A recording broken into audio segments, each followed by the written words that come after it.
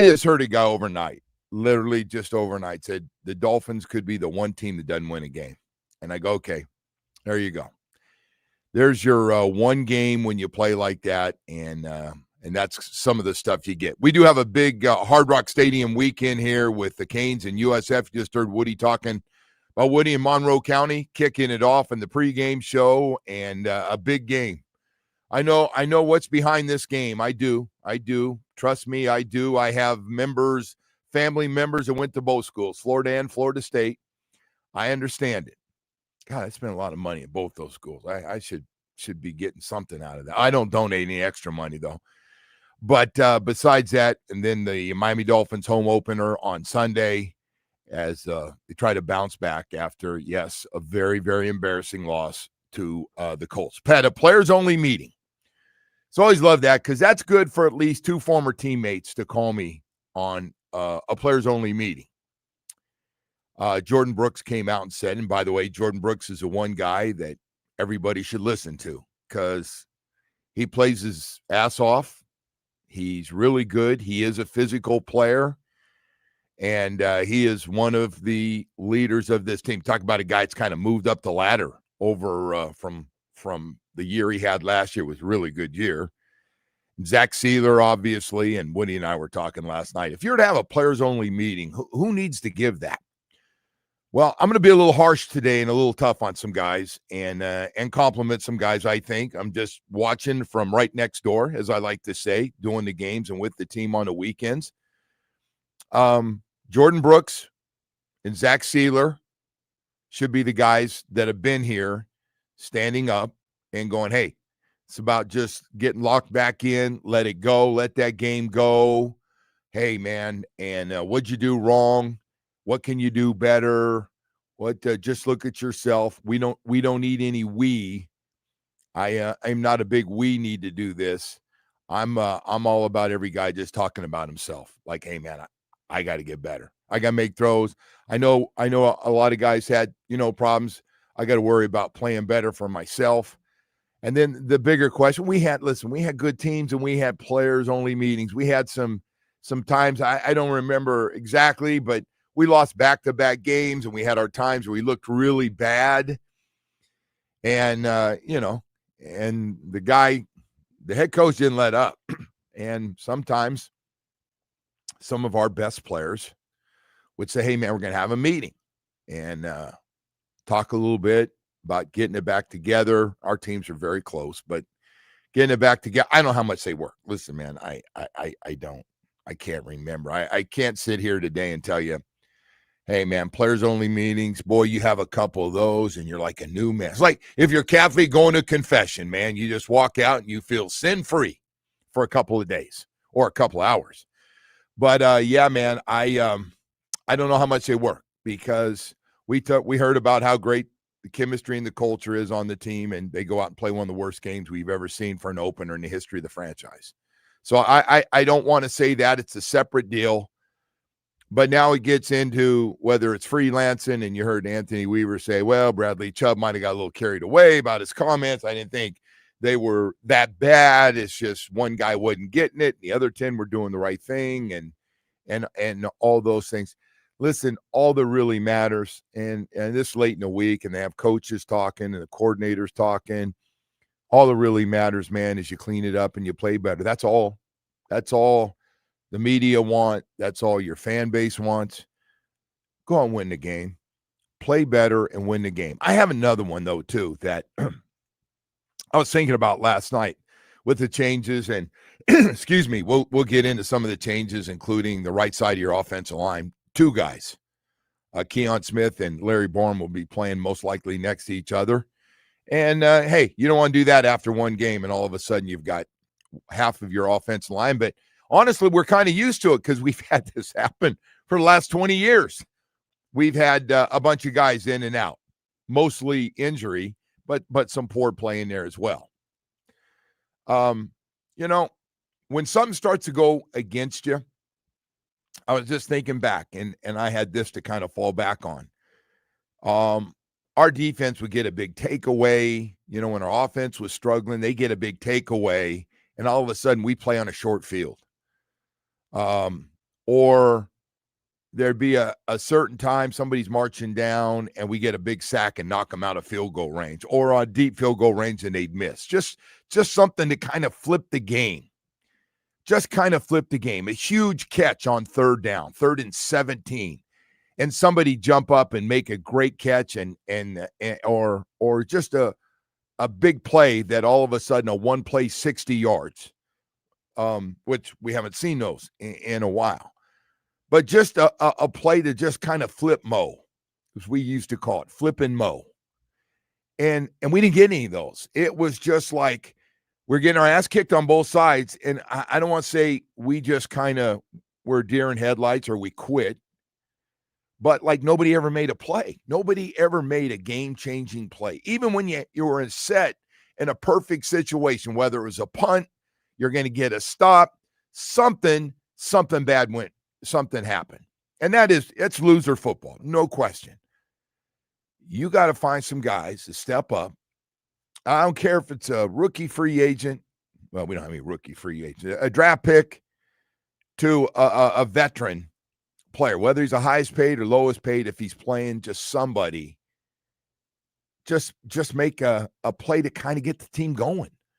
You know, it was one thing that nobody talked about, and it just dogpiled out of control. It just more and more guys were jumping on the dog pile, and you were down at the bottom and you couldn't breathe.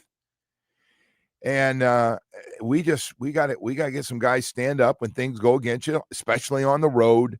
And they got it going, and it's loud, and it's indoors. We knew it was going to be loud. And some guys, I heard that saying they didn't get communication was harder. Well, I got to tell you, man, when you play on the road in most cities, it's going to get friggin' loud.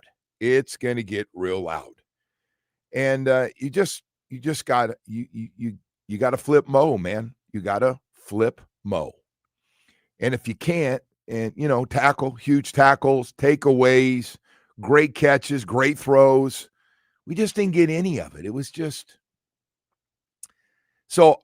Getting back to the players only meeting, they've been around forever. And again, even the really good teams start to feel like they're not playing great, and coaches sitting there beating on you or not saying anything. We had a guy every guy was accountable. And I think sometimes the vets felt like guys were getting beat up and maybe getting down a little bit from just getting it verbally just slapped around pretty good. That some of those guys come in and go, hey, man, listen, it's our team. We knew it was Shu's team, but it was our team. We were playing. And, hey, man, loosen up. Let's get back. Let's get guys making plays and going that. And I think that's what Jordan Brooks tried to do. Hey, man, it was just, hey, let's lock back in. These little things, whatever we said and the coaches have said. Honestly, the comments outside of our head coach, they made it sound like small things, and that's what coaches do. That's their job. They're not jobs. This is not 1970 where you beat the hell out of every guy and tell the world that we're not very good. And we, everybody knew they played a bad game. And, it's got to get a lot better. And we got a right guard, a right tackle, cornerback, and a nose tackle, probably going by the fact they didn't practice the last couple of days. They're going to be out. They're not going to play. And that's going to go on all around the league. Don't say poor Dolphins. I see some guys got knocked out last night. And by the way, the Packers just look out of this world good right now.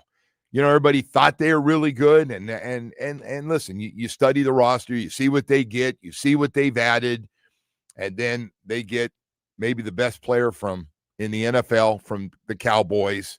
And everybody's debating, did they give up too much? Did they not get enough and all that stuff? Listen, having that guy out there, when you talk about a guy having a half a sack and that's it on the stat sheet, and then you see the pressures and that guy running around, and he's not a guy that has to have 100 tackles and 12 sacks. And, he can shake a game up, man. That guy can shake it up. He just plays and runs, even when you've blocked him. I never seen a guy get blocked, and he does get blocked. There's a lot of guys better in this league at using their hands and getting off it and having a clean path to the quarterback. But his stop and then go again is out of this world fast physically, just crazy to watch. But they look as good as they were, and Jordan Love had a nice game. He missed a couple, but ended up with almost 300 yards in their defense. They just look to be, after week one, I don't like to get carried away. Week 2 now. Do it on Overreaction Friday. Tell me they're the best team in the league. Huh? Overreaction Friday. No, because everybody's saying it. They have the 2 best wins. They have 2 wins, but they played 2 very tough teams. They did. They made them look real bad. They did. They made both of them going back now and going, wow.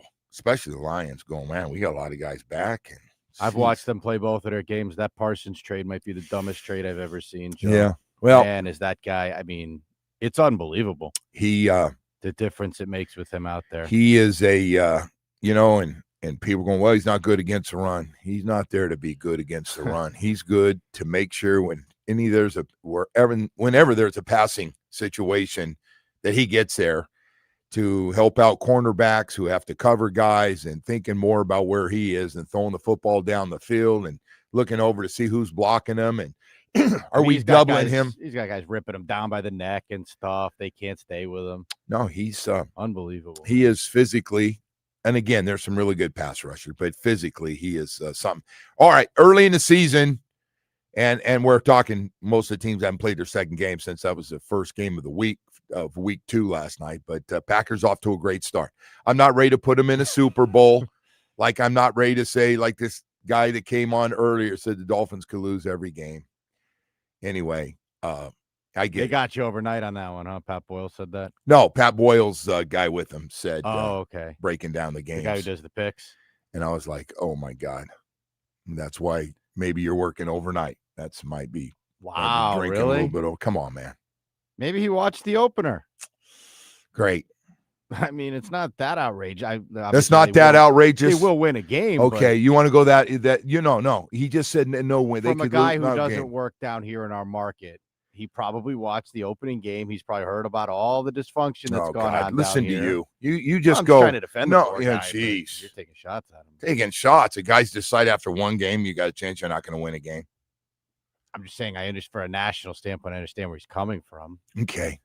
You like that take is what you're telling me. Ask Florio what he thinks. Florio dumped him all the way last. Doesn't matter about where you are in power rankings. Like, the worst teams in football won 4 games last year. It's true. I mean, you're sitting here like, okay, now we're going to, and you're trying to mess up my Hard Rock Stadium doubleheader weekend is what you're really trying to do. No, you are. I'm trying to defend the guy a little bit. Like, I understand where, like, from a national standpoint, he's coming from. He doesn't live in our market. It doesn't matter what market you live in. You can look at the names and go, okay, they're going to grab somebody. Look at their schedule. Like, you could do all that stuff. Now, all of a sudden, all the bad teams are world beaters. Well, we're going to find out this week because we got the Patriots coming to town. Hey, by the way, got a lot of good stories, though. And heard Anthony Weaver talking about it. Play those rookies, man. Play them more and more and more. If we're going to look like that, man, play the young dudes, man. Play the young guys. By the way, we've got a story for it coming back. This got to be a record amount of guys for the amount of snaps in week 1. And there's going to be a hell of a lot more in week 2. We'll tell you more about that when we come back. A lot more stuff to get to here this morning as we continue on, including you think college football's screwed up? You think pro football can frustrate you? Wait until we tell you about high school football and what's going on. We'll have that for you when we come back. First, though, I want to tell you about Atlantic Men's Clinic this morning. ED, low T, whatever you're going through, man, I like to talk to guys on a Friday because you're getting ready for a weekend.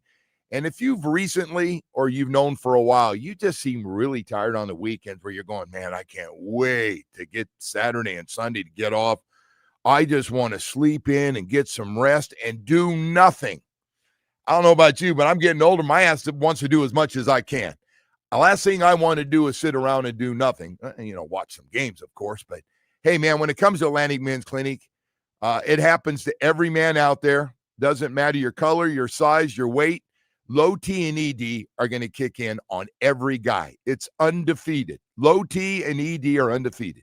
Sooner or later, it happens. Some guys in their 40s, some guys in their 50s, some guys and most guys into their 60s get it, and that's what hit me, man. And I thought, I didn't even know about this. I swear I knew about low T, but I didn't know it could affect you the way it did. And then I had full-blown low T and ED. I called Atlantic Men's Clinic, heard about those guys through the radio station, went down there, set up that first appointment, got the PSA test, got everything done, met with their professionals, put me on a plan, explained everything to me. I asked a zillion questions and started going to plantation location. It's sneaking up on, 14, 15 months now.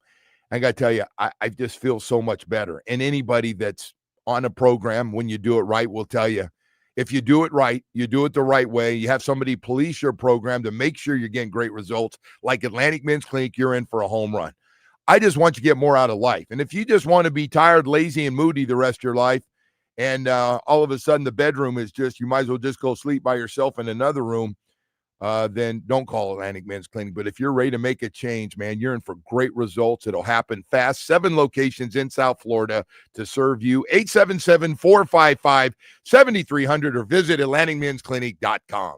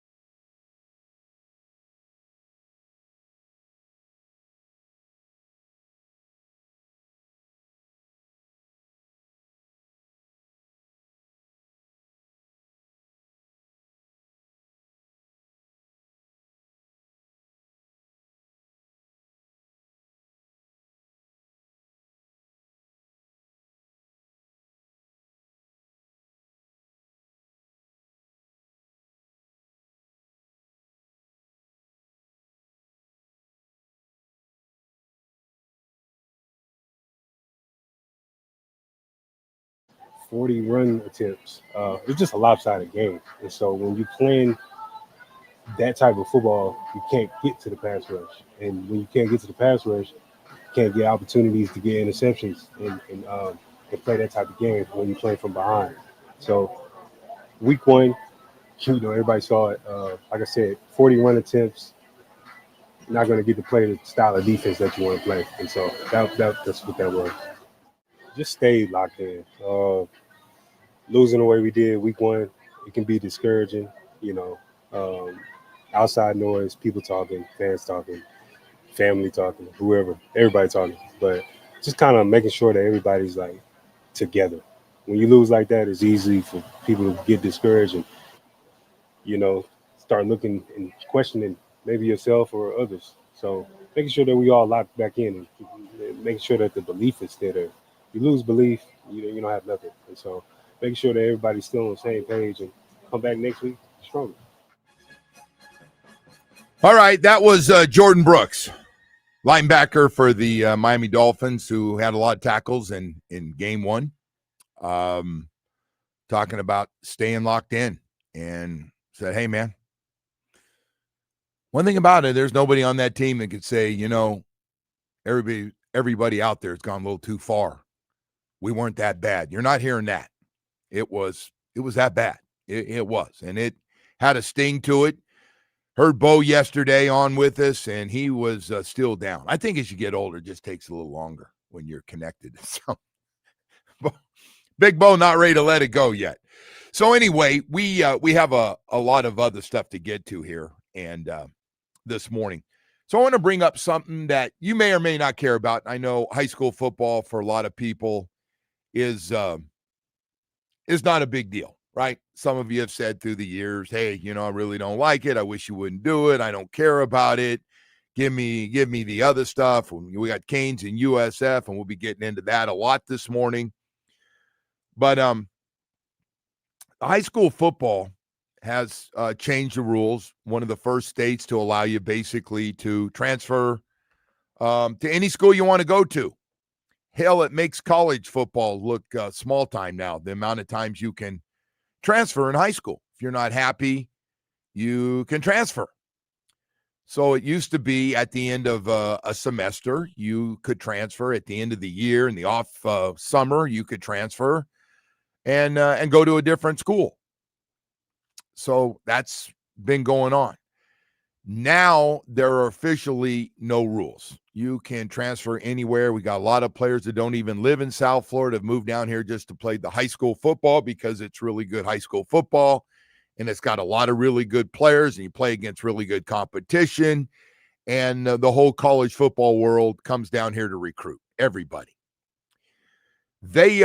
Something happened yesterday, and I it's out there, so I'm not breaking it. I did hear about it yesterday, and I was waiting to see if it was going to be out there. But usually, when it comes from good high schools, the stuff leaks out pretty quickly. Florida high school football player can now transfer during the season. So somebody said, "Well, that's been going on."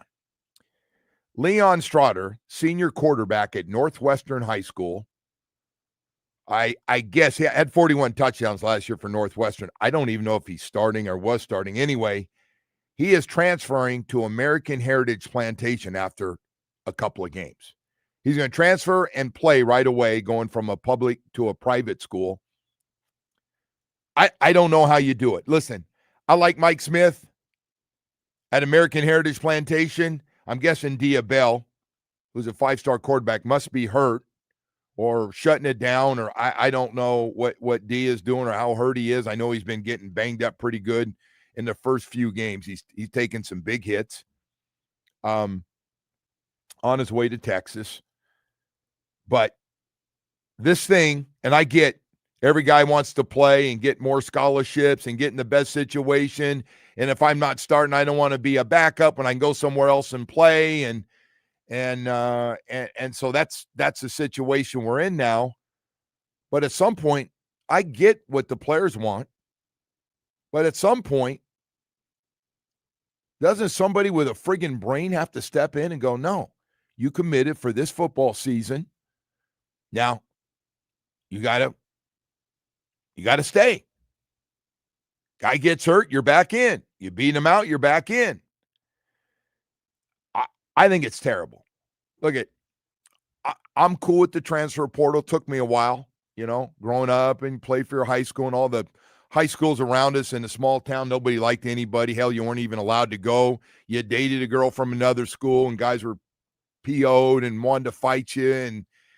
And it was all these small towns and no one. There was bad blood in every small town, like everyone. You would never leave your school. You couldn't back then. And now these guys are jumping schools during the season. So good for American Heritage Plantation. I don't know if he's going to play. I think the team left yesterday because they played a night play a powerhouse in Louisiana. But I don't get it. I don't like it. I think homeschooling's being abused. If you're going homeschooling because of your beliefs and you're set up in a structure you want, it's been homeschool kids have been around a lot of Christian kids and homeschool kids and kids that, parents don't want their kids around other kids. And, whether I agree or disagree, listen, man, at some point you're going to see everything in life anyway, but whatever. Everybody, different strokes for different folks. But now we got kids just homeschooling and nobody's home with them. We're giving them grades and just pushing them through, and then they show up at 3:00 for a practice. We're effed up, man. What are we doing? Florida High School Athletic Association is one of the most screwed up organizations we've ever had.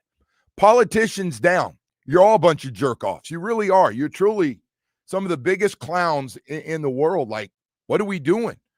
Hell, we made college football look normal now. So anyway, and by the way, I find out now another quarterback is transferring to a powerhouse. They lost their quarterback, and he's transferring someplace, got the word, they got to him, and so he's going to play the next 7 or 8 games. I don't know if it's Venice High School or one of the high schools, but it's going on, man. Hey, again, I'm not trying to hold any kid back from getting a scholarship or getting a chance. But so you go from one powerhouse to the next. This one was not going to be a secret when all of a sudden Leon Strotter shows up and starts at American Heritage Plantation. That was not going to be a secret. So anyway, hey, man. Can you imagine if that trickled into the college game? Oh. They started doing that midseason stuff. Oh.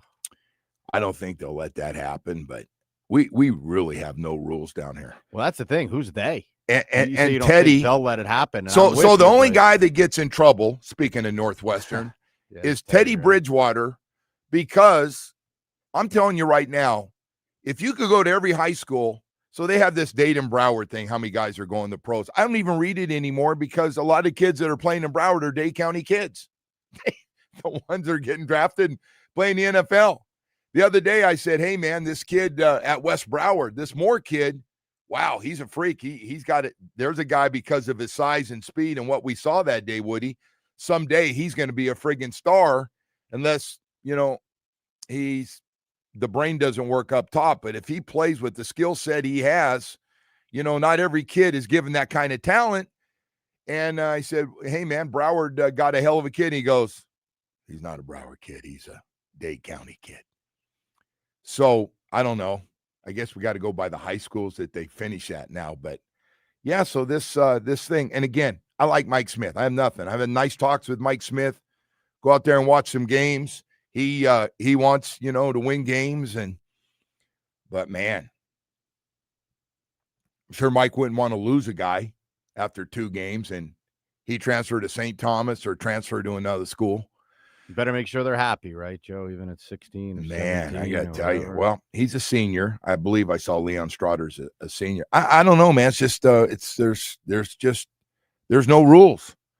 And now I find out kids are traveling as far as 30 miles away. Well, we got, first of all, guys that are from other states that are living here now. I don't know where they're living. I don't know what their situation, but it really doesn't matter. But we got guys traveling that have decided to go to better schools that are now traveling another 10, 15 miles to get 20 miles to get to those schools. And if they don't have a lot of money, how do you think they're getting there? So if they come from real poor backgrounds, Most high school kids don't have their own car.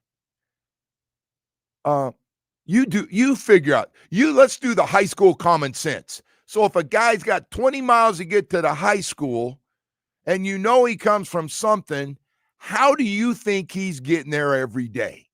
Teddy's the only one that came out and said, I get him there. You think Teddy's the only one? You think Teddy's the only one? Now, there's a lot of schools that have money, a lot of private schools. Come on, man. Anyway, that's where we are, folks. That's where I don't know. I'll get over this. Thanks for listening to me this morning. I appreciate it. Well, it's not about getting over it. It's the fact that it starts in high school and then it goes into the college game and then it goes into the pro game, right? Well, I got news for you. It's all the same now, man. It's crazy out there. The college thing's gotten bizarre. I mean, you're gonna have guys that they got market schools, 4 schools. I mean, well, we already, man. I mean, you've seen how many high schools your kicker, your game-winning kicker. He went 3 high schools down here. Yeah, if you ain't going to 3 high schools, you're not getting the full experience. I got to tell you something. We're going to get to a point here in the next years. A guy that goes to 1 high school for 4 years, we are going to see 10% of the kids, 20%. What do you think the percent in college is? Stay at 1 school the whole time? Yeah. Probably going to be close to, 20%? Is that too high? Man, here's the thing. Like, you're just South Florida this weekend.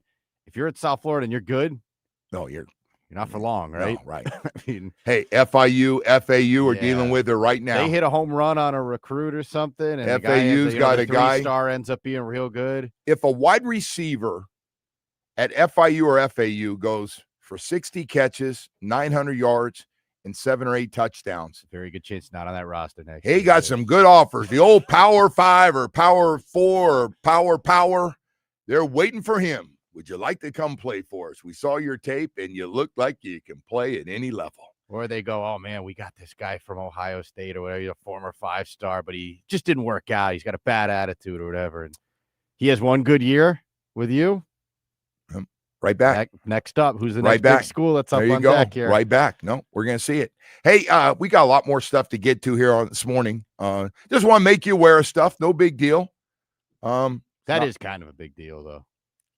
It's not ideal, right? I just like the mid-season thing is not great. Look at, man, just whatever school you sign up for. When football season, the first day of high school football starts, practice officially starts, your ass, that's it.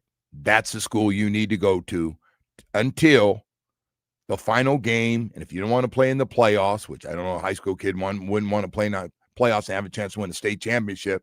But when that last game's over, you are free to go anywhere you go if you still have high school eligibility. That's how it should be. You okay with trades in the college game? What about like mid-season trades? Well, deadline. We might be right around the corner. Somebody's going to sue for that. We'll be trading players. UM just made a big trade with Clemson. Like, here, you can have one of our backups and some cash considerations, but we're going to take this guy. Shaking my head, Woody. Shaking my head this morning. Who's going to stop him, Joe? No one. Nobody's going to stop him. They're up there going, hey, we think this is good. Hey, no problem. Who's that guy that runs the NCAA? Is he still even Tallahassee going, I don't know. That guy's still there? Hey, listen, if you need to get something done, you're not going to NCAA. I can tell you, you go to the Big Ten or you go to the SEC, you get things done. All right. Hey, I want to tell you about Dr. Barry and his great staff. I want to tell you about Recovery Unplugged. I say this to guys all the time through the years of put guys in rehab and family members in rehab and going through highs and lows of life, from drinking and drugs to just going through a real serious depression and can't get out of it. But boy, I'll tell you what, Dr. Barry and his staff who I've been with and talked to, I just know you're going to get great results. We're always talking about game changers on the field, but here's one for your mental health. Recovery Unplugged Behavioral Health has a beautiful mental health residential program in Fort Lauderdale. For 12 years, they've helped over 20,000 people heal, and expert clinical team and their innovative treatments like this ketamine therapy for depression and anxiety and trauma. If you or someone you love needs a winning strategy to get back on the road, call 954-737-4508 or visit recoveryunplugged.com. Everyone deserves a great season in life or another shot. Recovery Unplugged, heal out loud. My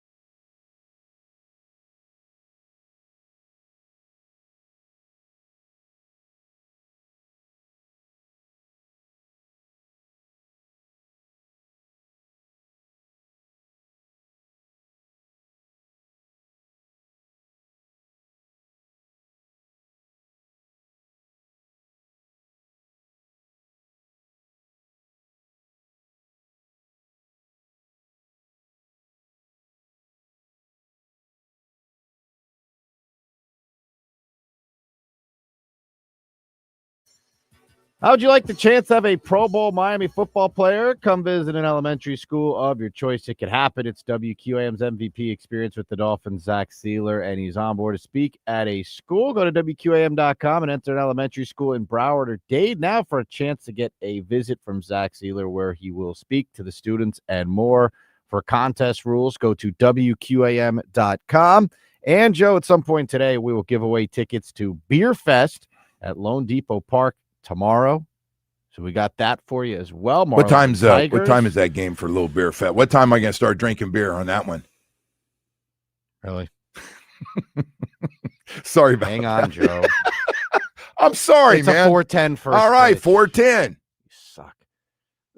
Problem is, hit me with these things. Besides that, 7:10 tonight. I mean, it's in the update if you want to listen to the update. No. By the way, just so you know, I mean, that's kind of something else going on the 4:00 hour tomorrow. It's kind of a big deal over at Hard Rock Stadium. Yeah, well, good thing they have TVs over there. South Florida.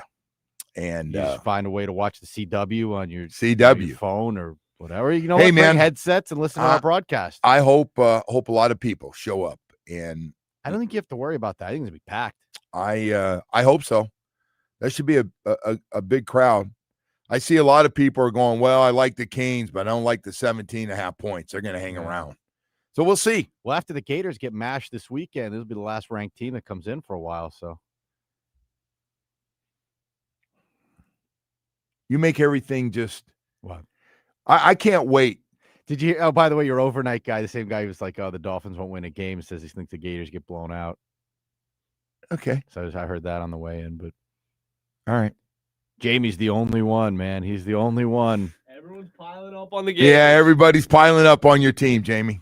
All right. Hey, I'll be honest. I want the Gators to win. Me too. Yeah, Canes fans should want the Gators. I want the Gators to bounce back.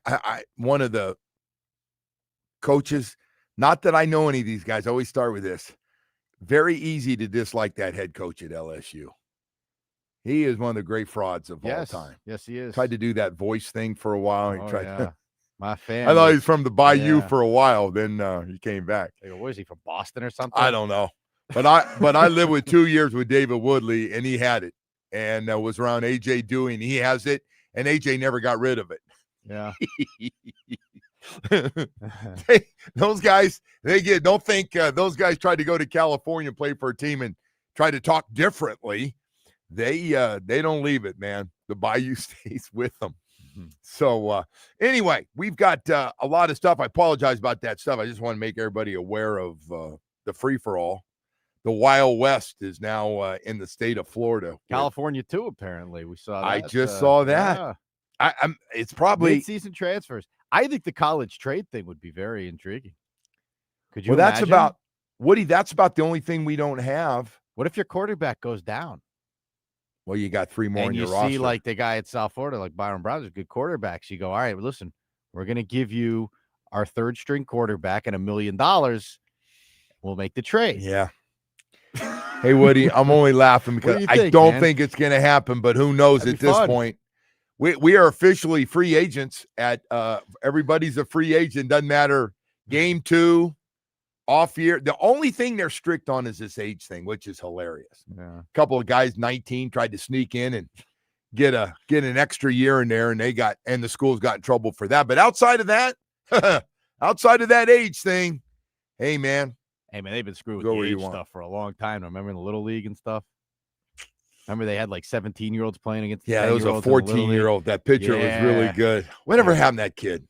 I wasn't Danny Almonte or something, right? Yes. He was striking the whole thing. Oh, my God. What a great story. No-hitter. He's 10 years old. No, he's 17. No, he's not. He was 14. That's bad enough you're 14. I mean, come on.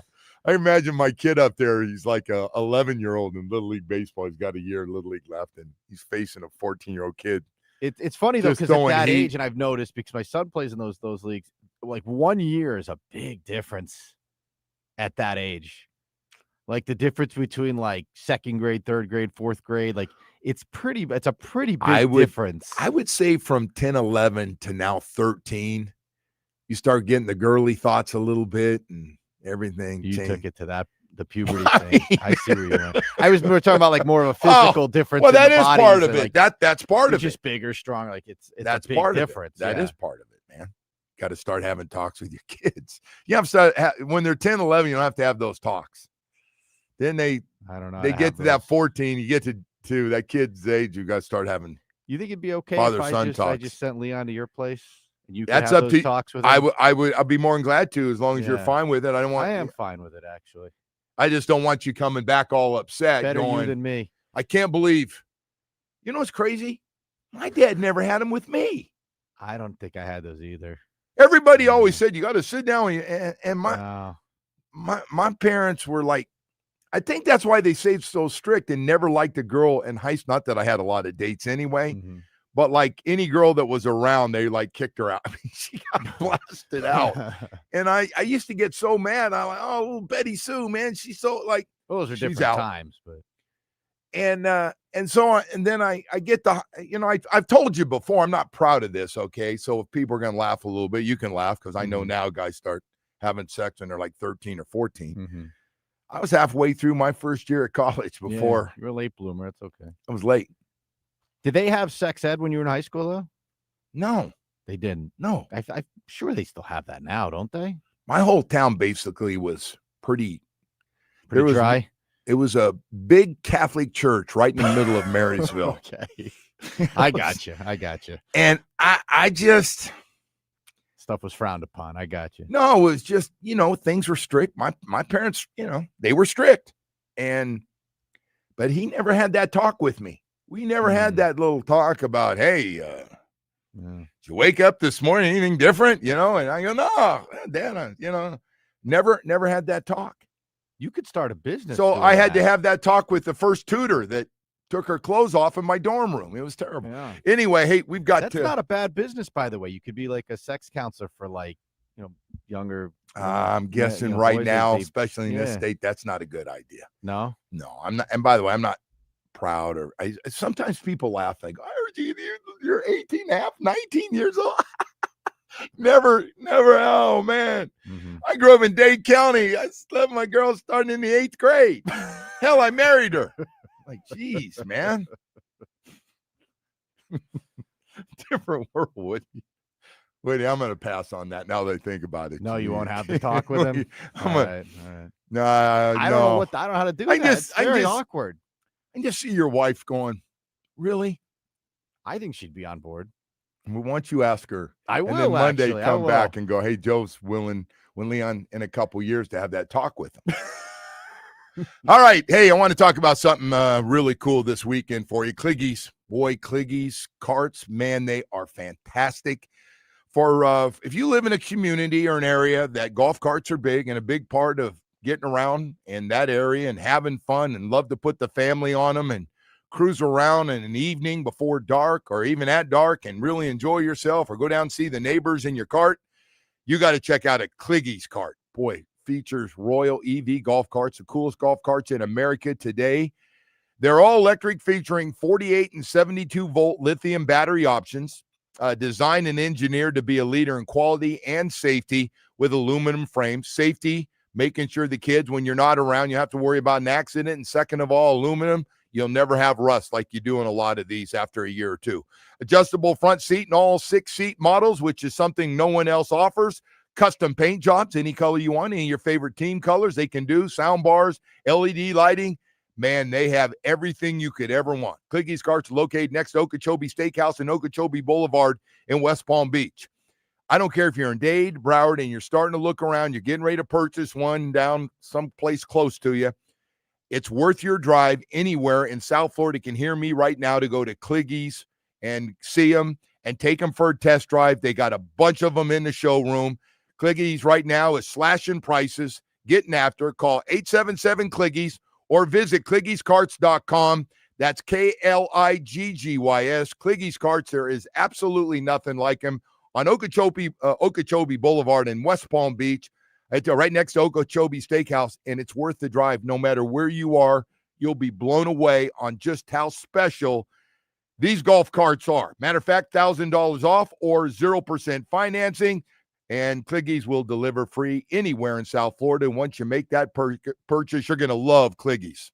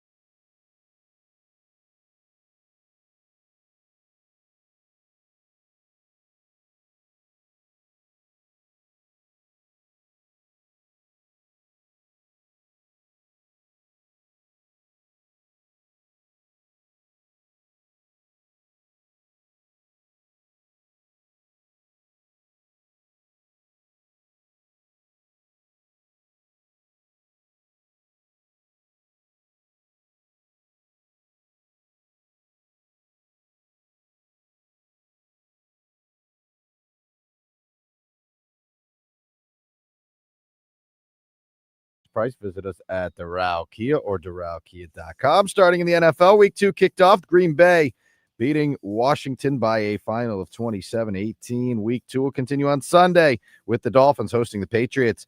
Over to the Canes, who welcome in USF tomorrow in a top 20 matchup. Kickoff is at 4:30 from Hard Rock. You can catch the game right here on 104.3 WQAM with our countdown to kickoff beginning at noon.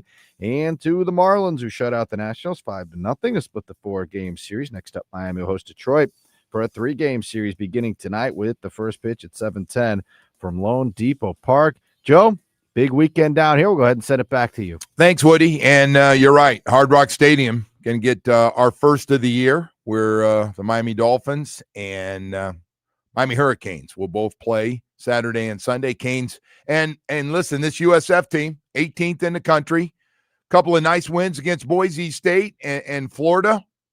Coming down here, trying to make it 3 in a row. And the Canes, of course, got Florida on deck. And just a few weeks away from Florida State, who looks really good as well.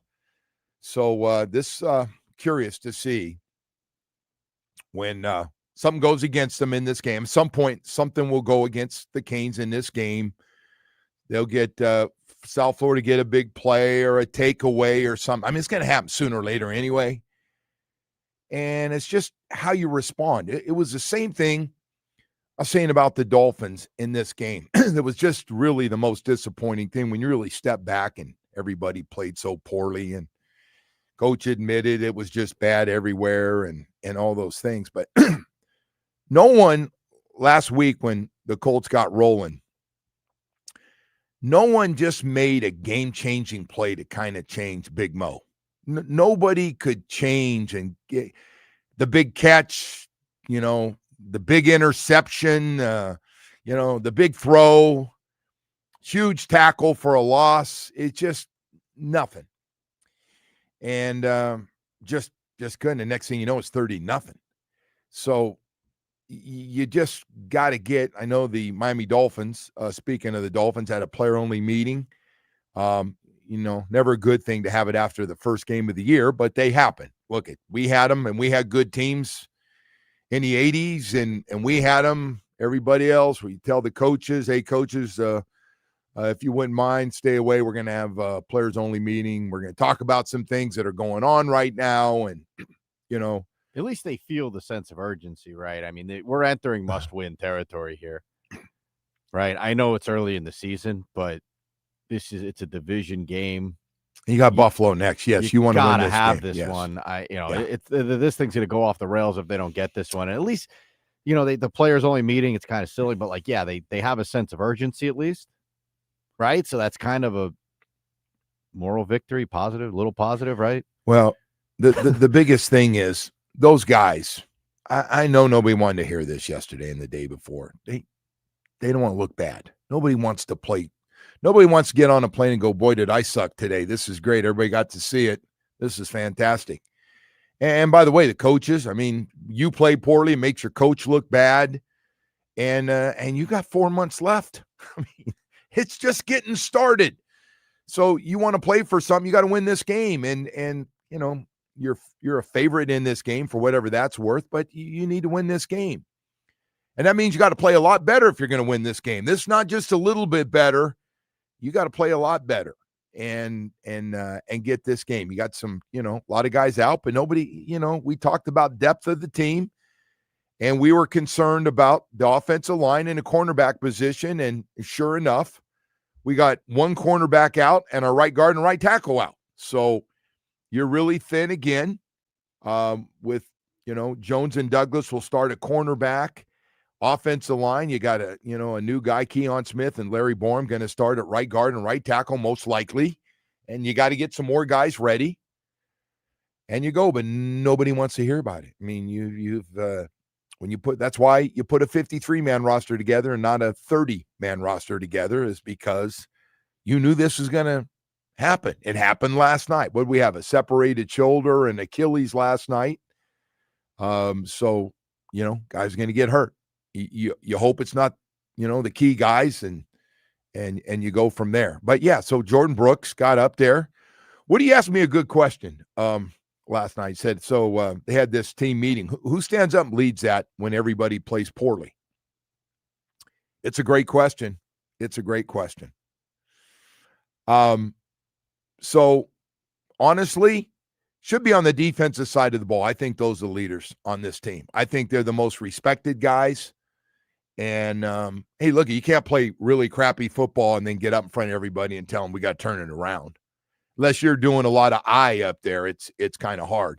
But, yeah, Zach Sealer, Jordan Brooks, Minka, those are guys. Bradley Chubb, been around. Anyone on the offensive side of the ball? I would not have one guy in that offense to stand up for me. Yeah, it was pretty bad. The problem is I just don't know like who gets up and speaks and gets the attention of the team. So you know what I mean? here's a problem you have too. You're not going to get a guy. You guys all voted. None of you voted me a captain, so you can't expect two of the highest paid wide receivers in football going to stand up and say something.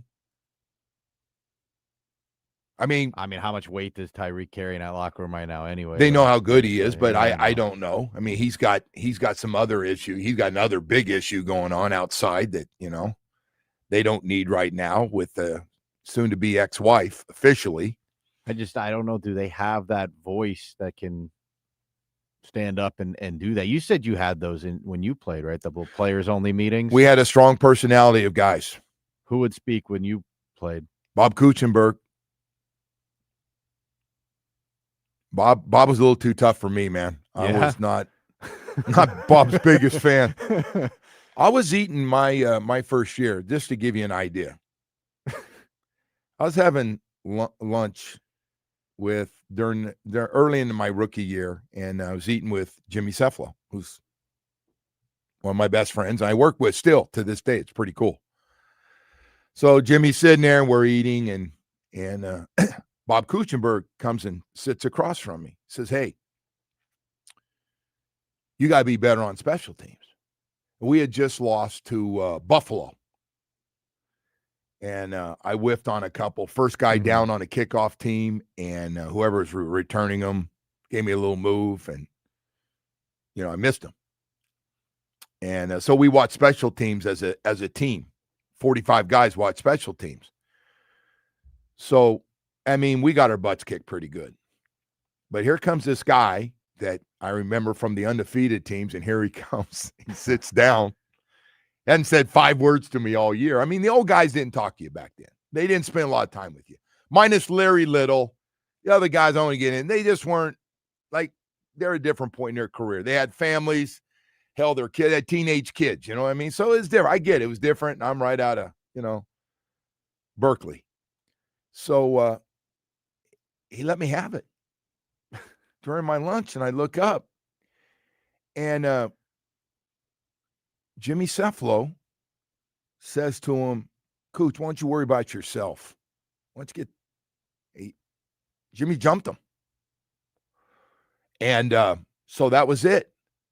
But I was like, wow, we have some strong, because I caught the end of the undefeated guys. There were still 5 or 6 undefeated players on the team when I got there. You kind of look up to them. You knew what they had done, and they're all a big part of it at the end of their careers. And then we had Larry Little. Larry Little was one of the best. To this day, I still remember Larry Little, how he treated me my rookie year. "Don't worry about it. That's the way he talks to everybody. Hey, watch this." And he go back at Shoes. He's at the end of his career, Hall of Fame career. Shoes say something to him, and he had to fill in it at tackle. And Shoes would jump him for his play. He goes, "Hey,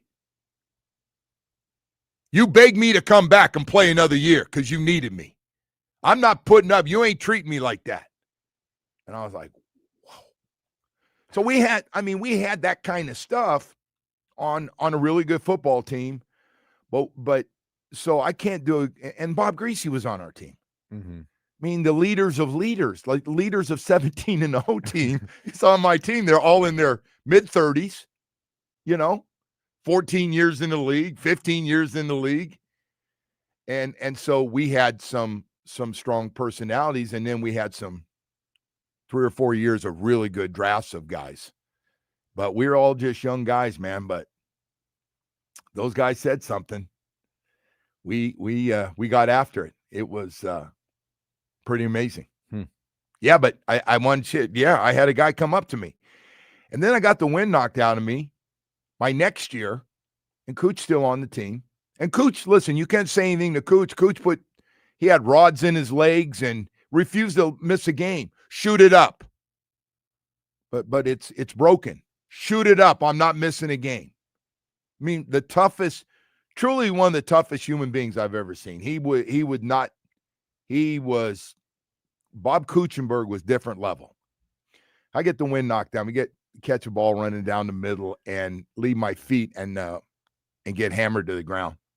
And I couldn't breathe. You get the wind knocked out of you. So I lay there for 20 seconds. I don't know. They get up and trainer comes out and they pick you up and the doctor's out there to check. I go, I got the wind knocked out of me. I'm fine. So I get up and I walk out. So as I'm walking off, Cooch comes over. He says, don't ever lay on the field. Ever.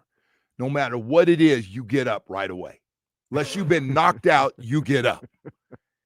And I was thinking, this guy, this is like, I do this at Cal.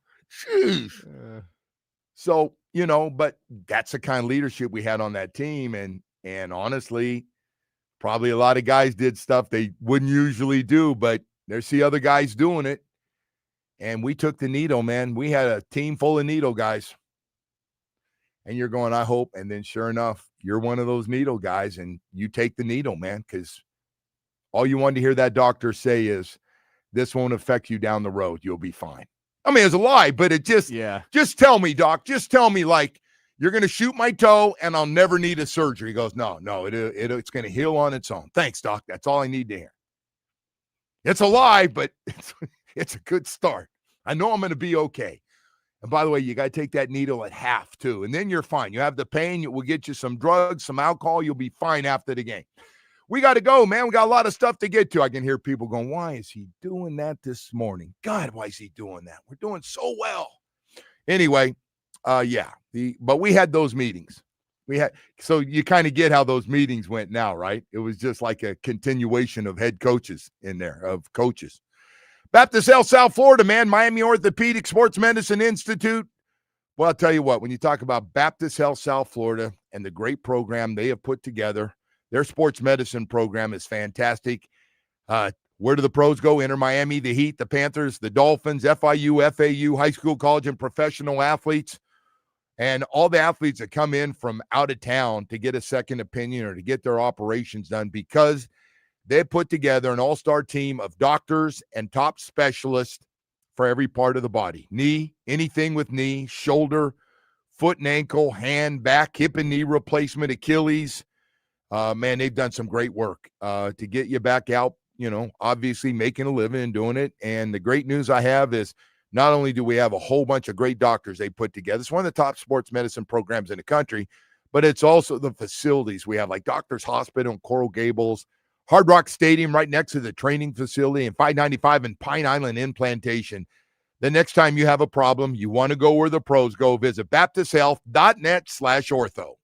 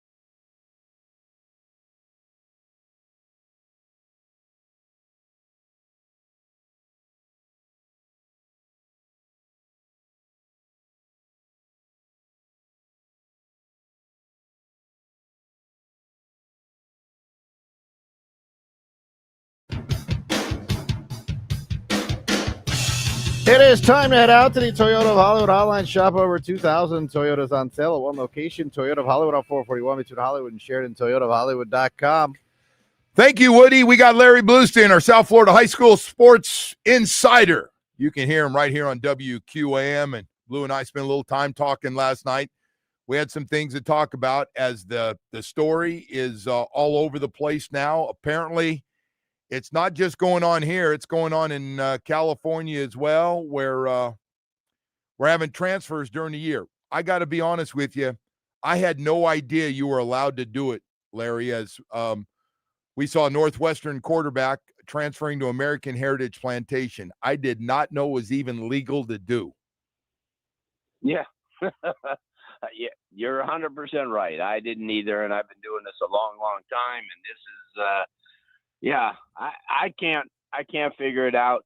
Not like I say, it's not my lane. I don't, make the rules, but it seems a little bit that they're setting themselves up for some type of bombshell down the road where, the first couple of games, a team may be out of it, and then all of a sudden they get all these transfers in from other programs. You're exactly right. Yeah, and then they make these super teams before you know it, and I don't know who is letting these people get away with it. I just find it really tough that when you start a season out, Joe, and we're talking high school. This isn't the NFL where there's a transaction wire every day, and these kids are going from place to place for compensation and players to be named later and draft picks, and this is really, I mean, it's humorous, but it's really not. You know what I'm saying? It's funny for you and I to kind of yuck it up a little bit and talk about it, but on the reality of it, where's the end to it? And where was the beginning to it? That's what I want to know. And where, I mean, this is high school. This isn't the NFL. This isn't even in college, which kind of, that's another entire show, which that has morphed into kind of a joke as well. And it's ridiculous where it is. And it'll all be traced to something of finance. I mean, I'm sure, in the NFL now, the rule changes, we don't have the same rivalries anymore because of the NFL and college the same way because of money. And, I don't know where like I say, I don't know where it began, so I don't know where it's going to end. Well, so nobody's going to complain until exactly what you just said. 3 or 4 really good players go, and the team ends up being really bad. They're losing. Morale's really bad. Everybody's upset. They're hearing bad things in high school, and they go, screw that. I'm going to go to this other team that's really good, and I know I can play right away. Come on, guys. Let's take the 4 of us and go, and they all leave. That's going to happen next. That's coming next if you're allowed to just go where you want. So how good, before we move on, I want to get to some games. Leon Strutter, the senior quarterback at Northwestern who's transferring to American Heritage Plantation. How good a quarterback? He threw a ton of touchdowns last year.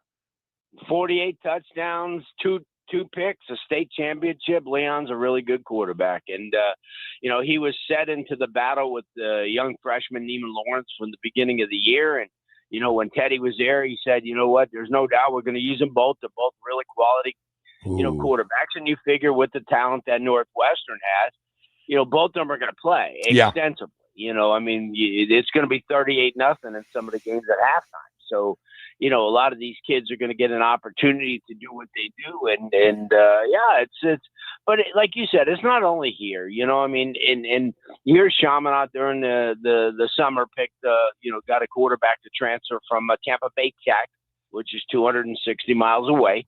And he comes here, and then all of a sudden last week he leaves and goes to Venice.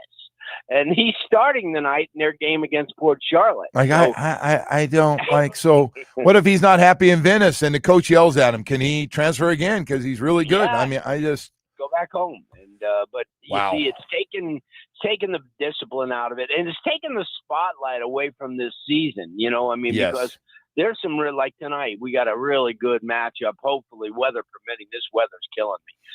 But the weather permitting, you got a really good game with Northwestern and Norland, 2 really evenly matched teams. I mean, you could say that Northwestern's that much better, but Norland has come, Coach Tyron Johnson's taken over for Coach Heidelberg, who, was there for over 2 decades. Long time. Done a great job. Yeah. So, and he's all of a sudden, they got that one game that got away from them against, the defending 7A state runner-up and up there in Lake Mary, where they were up 29-7 and they lost 30-29. But, yeah, they both have one common foe already, Carroll City. They both beat them pretty convincingly. So, yeah, I expect that's going to be one of the better games tonight. And, obviously you have, what could have been a good matchup if Western stayed together, and they didn't. But there's St. Thomas, who's the number one team. As I said to you yesterday, I think, other than IMG, which is kind of an unfair playing field. You think St. Thomas is the best team in the state? Yeah. And they're still one of the best in the country. Hey, think about it. I mean, they came within 3 points of Mater Dei. Mater Dei, one of the top teams in the country over the last decade, a really well-coached football team, who does a lot what St. Thomas does in their own Southern California area. They get some of the best kids. And there's no lie, St. Thomas does too, and, Chaminade and Heritage being private schools. But, the funny thing that you just mentioned, about when this is going to end, there's more structure at the private school level because the kids go to the schools. They're not homeschooled. So there's more structure. So if Leon Strotter was being homeschooled when he was at Northwestern, I don't know if he was, but now he's got to go to classes over at Heritage. So it's this homeschool thing is like the way it started years and years ago, and what it's being used for now is just so wrong, so many ways. And nobody wants to come out and the guys behind it. It's too bad.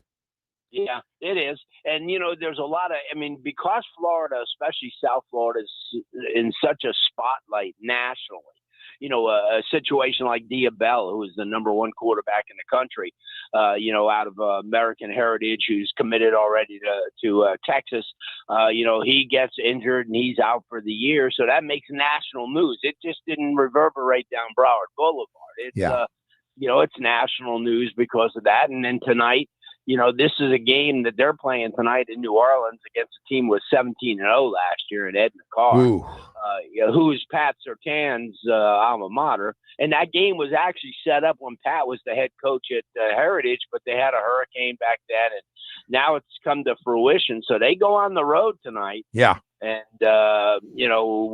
in New Orleans, and welcome to the big time. And, try to get Strouder in there overnight on a jet or something to get him up there so he can play in that game. Hey, let's talk about some other games here. Palmetto. First of all, who you like in that Northwestern game tonight? Northwestern looks pretty damn good. Yeah, both of them are really good. I'll take Northwestern because they got, they have the running game and obviously they're, but it's going to, what I say it's going to be a 4 or 5 point game. That's how close it's going to be. People could say what they want, but Norland really hasn't dropped off, a whole lot. I mean, they lost that defensive line, went to Florida State and such, but, as you mentioned, Palmetto, Columbus, on the surface, Palmetto just can't get over the hump against them. And if they're going to do anything, they have to win this game because this is a district game. This is one of those games that, Columbus comes in. Columbus really hasn't won a game yet this year, which is strange because they didn't finish the game with South Ridge. So, now this is their game that, they played St. Thomas and went to Maryland. And then Palmetto comes in 1-1. So Columbus has got the upper hand. They've got that, they got that mojo going. I'll tell you another game that's really good to watch. We don't talk about Archbishop McCarthy. They're one of the that's a great story they've been. Teams. Yeah, 108 undefeated teams in the state going into this week's game. They have True North Classical Academy with recent FIU commit Zach Katz, quarterback. I think that's going to be a game that's kind of going to peg the meter a little bit for people to, keep an eye on. You also have, let's talk about our Palm Beach people. Yeah, Cardinal Newman at Pahokee. Pahokee's back, man. I heard that area, there weren't jobs, and a lot of people were leaving that area, and here's old Pahokee hanging in there with a hell of a team. Yeah, between them and Glade Central, they're 6-0 going into tonight's game, and both of them are got to give them a big shout out because they've done really well, and that should be a good game. On surface, you say, well, Newman's on a roll. They've got a lot of talent. They played really good competition, but Pahokee's no slouch, especially at home. I think that's going to be one of those games to keep an eye on. And certainly, I want to give a shout out to Atlantic High School up in Delray Beach. I know they contact us quite a bit. They listen to the program. They said, hey, give us a shout out. And they'll get a shout out because they'll play a few teams like Norland over the next couple of weeks. And Coconut Creek, let's give Coconut Creek, they're 3-0. They're undefeated. They're heading for a showdown. So we've got some pretty good games coming up over the next couple of weeks. A lot of these teams that we don't give a props to, like Matter Academy, with Ice Harris, they're undefeated after 3 games. They should be 4-0 tonight as well, and they're setting up a showdown in 2 weeks with North Miami, who's also undefeated. So you got the lesser, quote unquote, lesser known teams. But nevertheless, we got to talk about Dillard. They could run They could run it this year. I think they could go 10-0, and set themselves up for a couple of home games during the playoffs. So you know what? I always said this, going back to Coach Gray. It's good for business when Dillard is good. I just think nothing against Ely or any of the other schools have been really good through the years when I first got in this business. But going back to the old days when Dillard was a real powerhouse and playing St. Thomas and in Fort Lauderdale, those were just a Yankee Stadium, just great games to watch, and it's good to hear that. I got to ask you about West Boca. I really like that West Boca team. I know they played a national game and came up short. You have West Boca as one of the top 5 teams in South Florida or not? Are they just outside for you?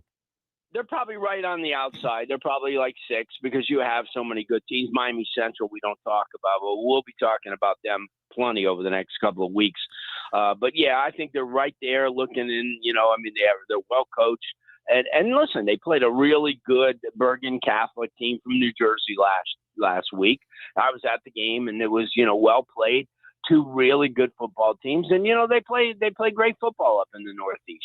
That, and certainly teams like that, and John Bosco, who's played St. Thomas a number of times, and some of those programs, and we've had a couple of those teams from Philly area who really play extremely well. So this is and because of the Broward Showcase, we're getting a lot of these teams, and we're getting a chance to see them firsthand. Right. So there's no guesswork, and it's great. It's a shame though that that the great football and the great the players and everything are kind of being taken away by some of the off-field news. Yeah. But, see what we're going to do, though. You brought up a great point. All right, I'm going to leave you with your top 5. Don't worry about hurting anybody's feelings. I know there's been some losses because a lot of them have played national games and lost. Give me your top 5 as we stand before going into tonight's game. Top 5. Yeah, like I said before, you can't not, look at St. Thomas Aquinas. That's a really good football program. They've done a tremendous job and what they've done. So I keep them at number 1. I look also at you take a look at Miami Northwestern at 2. I think Central's there at 3. Wow, Central's 3. Wow. Yeah, I think they weren't getting a lot of love when this thing started. Everybody kind of said, they went through some changes, and they're hanging in there. All right, 4. I'm sorry. Go ahead. No, that's okay. And you make a great point. You have an opportunity to see a program, like that and what, what Derek Gibson has done. He's come along and has done a tremendous job with them. And I think, like I said, Chaminade before, and we'll keep Heritage and Southridge right at 5 and 6. We'll see what happens over the next couple of weeks. Without Diabel, certainly it's not the same type of team. But you know what? Mike Smith has done a great job. That you've had him on. He's one of those guys who certainly will rise his team to the occasion. And then obviously right after that, you're looking at Norland and Dillard have an opportunity to kind of knock on that door as well. Blue, always great having you, man. I'm sorry we had to get into a little dirty stuff here this morning, but great having you. I appreciate you coming on. Thank you. Anytime. I'll hear about it tonight, I'm sure. See you later. All right. Larry Bluestar, South Florida High School football insider. All right. Hey, I got to tell you about Atlantic Men's Clinic, ED, low T. If you're going through it, I don't care what you do. I don't care what color you are, what size you are, how big you are. It's going to hit every man sooner or later. I feel bad for the guys that get hit with it in their early 40s. I didn't know till, I've been going to Atlantic Men's Clinic now for a while, and I see a lot of young guys in there getting treatments. Hey, man, there's nothing to be ashamed of. For some guys, it happens in their 40s, others in their 50s, 60s. There's a really good chance you have low T and ED. And if you do, and your energy level is shot, you just feel like you're in a fog all the time and your sex drive is gone. It was hit and miss for a while, and now it's just gone. It's the worst, man. I don't know about you. I'm in my late 60s. I don't want to lose all that stuff. I want to have more energy for the weekend. I don't want to sit around and go, I'm going to sleep in and this. I'm going to get up and work out. I want to enjoy it. And I want to chase that wife of mine around a little bit this weekend as well. Listen, man, I don't know about you. I can't speak for you, but if it's bothering you and you have it, you can get rid of it quickly with Atlantic Men's Clinic. You set up that first appointment. You get the PSA test. You meet with their professionals. They'll come in and talk to you, and they'll go through everything. You tell them what's going on, how you're feeling. You got to be honest with them. And then you get a really good response to your body and how you feel. You start feeling great quickly. They got 7 locations in South Florida to serve you, including a brand new one in Hollywood. It's been real popular. I go to Plantation, and today is a big Atlantic Men's Clinic Day. 877-455-7300. Set up that first appointment. It'll make a big difference in your life. It really will. You just start feeling so much better. There's nothing. They police the program. They make sure you're doing it the right way to get the best results. Visit AtlanticMen'sClinic.com. Do it today.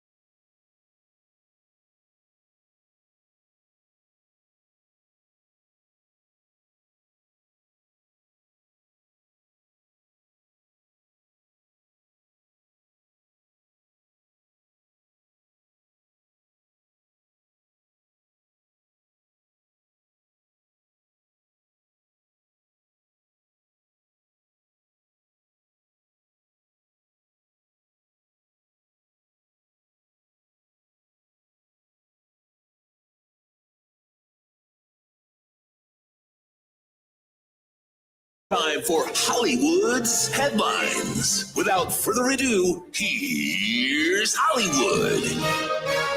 All right, Woody, what do you have for us here on a Football Friday? All right, Joe, we'll make this quick here. Yeah. To our 8 o'clock hour, and then we'll give away some tickets at the end of this segment. We still got Ben Volen coming up. We do. We have Benny Volen coming up, so Boston we Globe. are going to give away some tickets at the end of this segment here. So hang in there with All right, us. yeah. We have a real boxing match on Saturday night. No 60-year-olds, no YouTubers. Just, This is the best fight they've had in a while. This is good. Canelo Alvarez and Terrence Crawford will meet in Vegas on Saturday night. No Mexican meat tonight, my man. Well, we'll have to wait to see the test afterwards to see how much steroids he actually was taking at the time of the fight. But You're trying to get Vic going. You're sitting here. He tells me Canelo's going to Vic. win. You know, Canelo's a minus 160 favorite. Crawford a plus 130. I'm going to go all in on Crawford. Not that I have any, I only bet underdogs in boxing.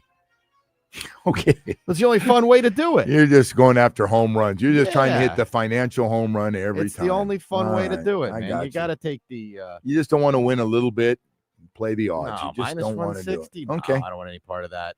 But we'll go with Crawford. No knowledge of really either. That's very honest. I don't ever want to be that person. They give out picks. I always shows give out picks. You're going to give yours later. I don't want to be responsible for anyone losing money on this fight. Don't trust me. Nobody listening to us and going, I'm going with those guys tonight on their bet. I hope not. I hope people don't take us very seriously. I got this Hard Rock app. I'm not sure which way to go. Let's listen to Woody and Joe. Two dumbasses. That'd be a great way to go. Anyway, this should be fun. Saturday night, it's a freebie. As long as you're paying the $30 a month now for Netflix. So it's not exactly free, but it's kind of free. How you much? Have Netflix. I got to say Netflix has got to be close to $30 a month by now. If you have like the HD, Man, I'm pretty close to getting my money's worth out of it. I just start thinking I end up. I know we got 4 or 5 apps, but I spend most of my time on Netflix. Like you have a choice. I got my own TV. They buy what they want. They don't ask me. Like, you don't have a choice. Well, you think they go, "Hey, Dad, we're going to get, honey, I'm going to get 2 more apps tonight." Hey guys, we're going to save the money this month. No Netflix. Yeah, sure. All right, our final one here, Joe. We'll get that giveaway. The NCAA is currently investigating 13 basketball players for sports betting across 6 different schools.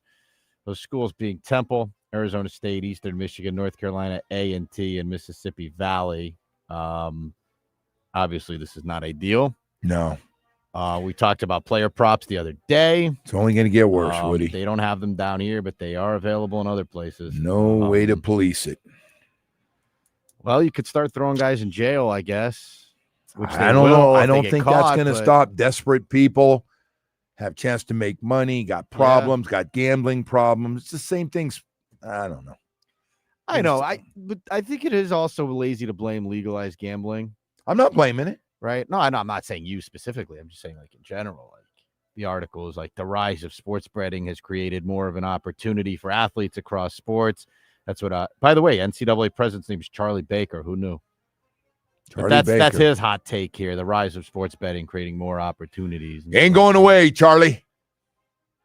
There's been a lot of sports betting before it was just legalized. But anyway, Joe, let's give away some tickets. Let's end it on a good note here. Caller number, what do you want to go with today? Caller number 1. Caller number 1. 1 win. You didn't ask me what? That's right. There we Good go. Job. You knew what I was thinking. The first caller, 305-567-0560, is going to Beerfest at Lone Depot Park Saturday. Marlins and Tigers sample domestic, international, local craft brews.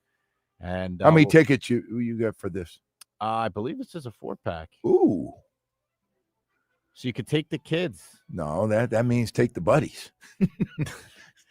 It does say you have to be 21 and up to partake in Beerfest. Yeah, right. I'm sure the kids can tag along. You can't trust these fathers giving their kid sip. You give them a little sip, don't you? Come on. No, you don't do that. Well, it's a good way to turn them off from beer. I might get a little sip, and he thought it was repulsive. Yeah. They don't like it. They don't have the taste. They don't have the palate for it. So When I get a good workout, there's nothing like, and I'll see a cold beer, and I'll want to throw 2 of them down real quickly.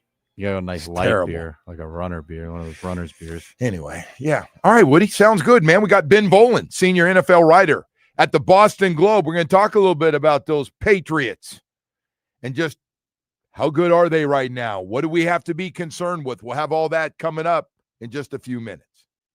104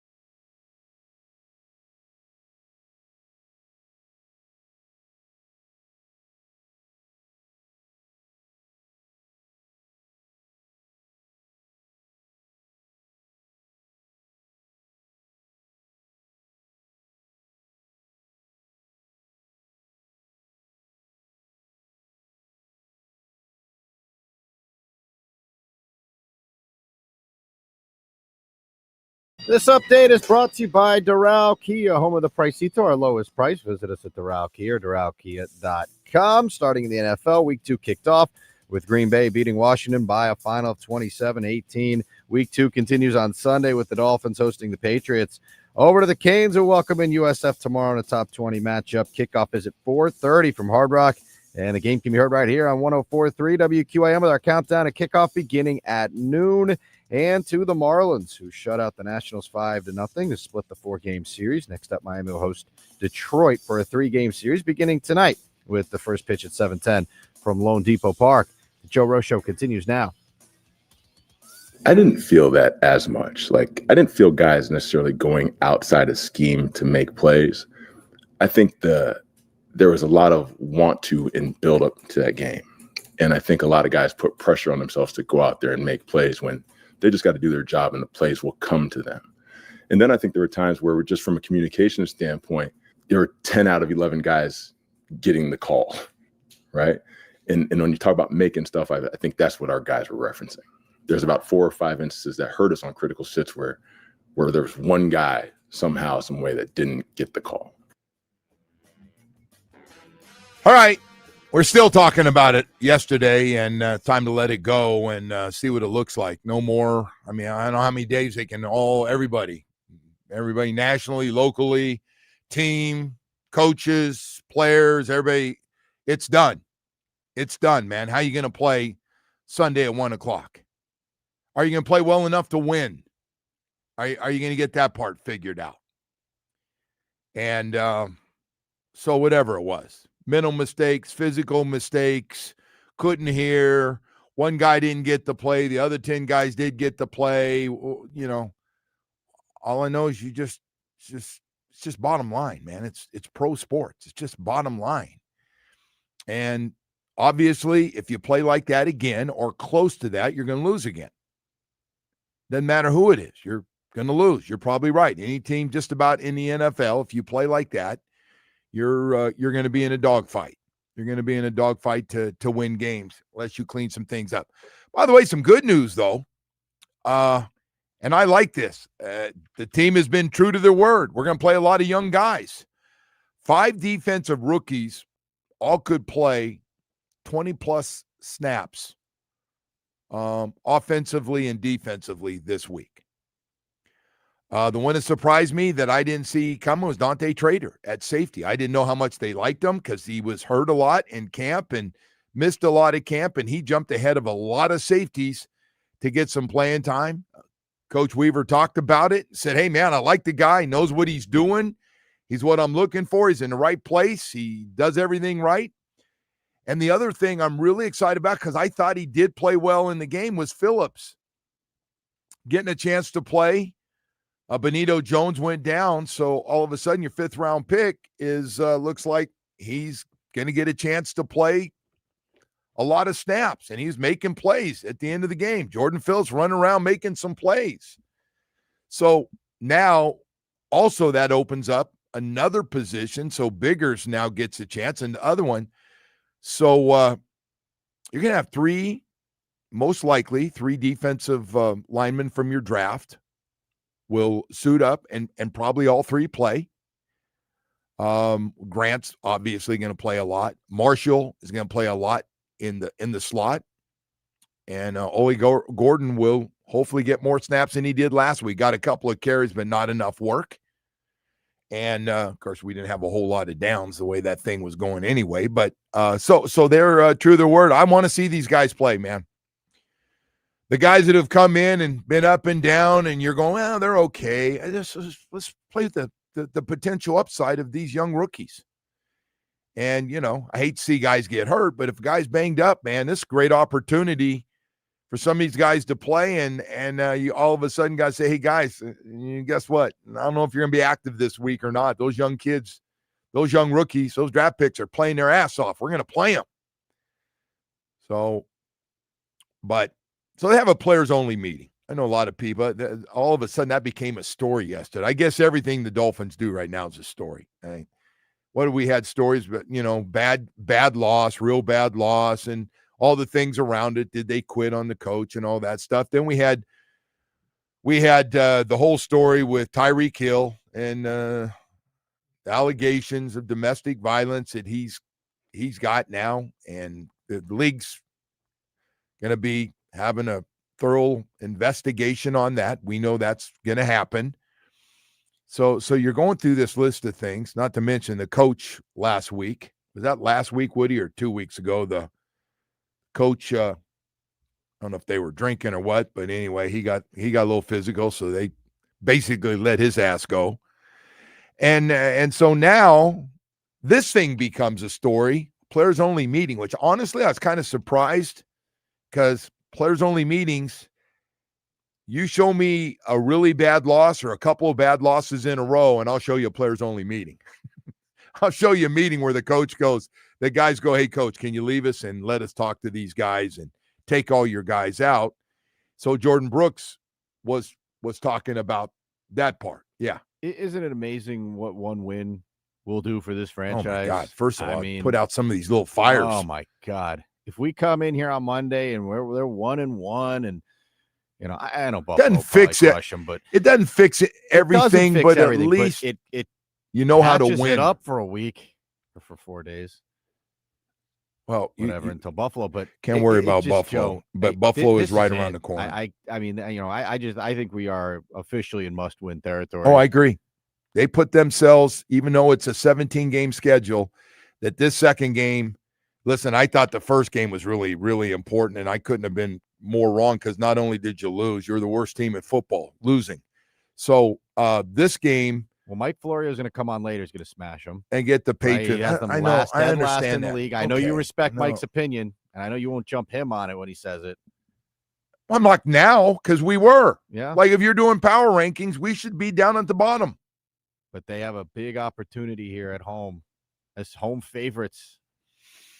It would fix a lot of stuff, man. Yeah, you know what it'll do? You just learn how you show yourself you can win and start to get some confidence and have some guys play well, and have some guys, again, I said this earlier. When things go against you, listen, every game, especially on the road, you're going to have at some point, something's going to go against you. So the other team's going to get a interception and good field position. Or they're going to score on a long pass, or some things just look. You're going to go through it. You got to respond, though, man. You got to come back and have a game-changing play on offense or defense or even special teams. We didn't have any of those things. Those things just from the start, and it just never got back on track. It never got back on track. It didn't even come close. It was like you came out at halftime going, okay, got to get off to a good start, and it just got worse. It just didn't get any better. They got stops, and you kind of felt like guys were moping around, and the vibe was not good looking down on the field, on the sideline. It was just bad everywhere. That's one of the reasons. I get it. Jordan Brooks and whoever else talked. I'll be honest with you, I hope Tua didn't talk a whole lot in this meeting. I'm not taking the weekend. I don't want to hear from him. I don't want to hear from Tua right now. I just want Tua to play better. That's all. Just focus on your play. He's the kind of guy that gets up in front of the team. But you know what? Zach Sealer, Jordan Brooks. Is Micah a captain too? I think he is. Is Micah one of the captains? There's a lot of them. I don't know what's the difference. But, hey, I don't even know if they work.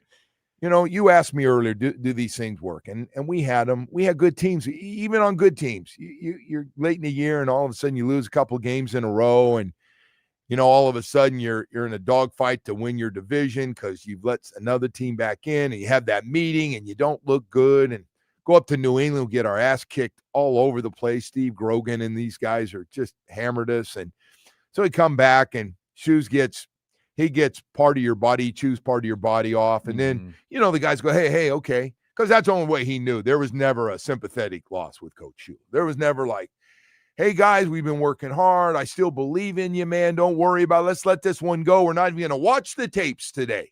No, hell no. It was like it got worse. It didn't get better. It got friggin' worse.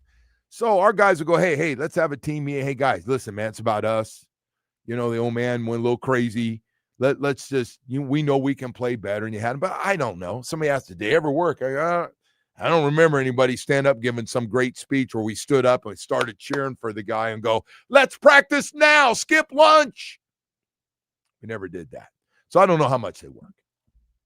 Look, at the very least, it's a positive that they seem to care.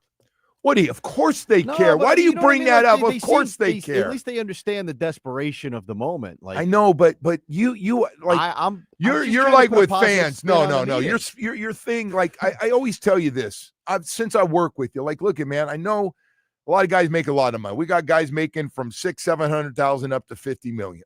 I get it.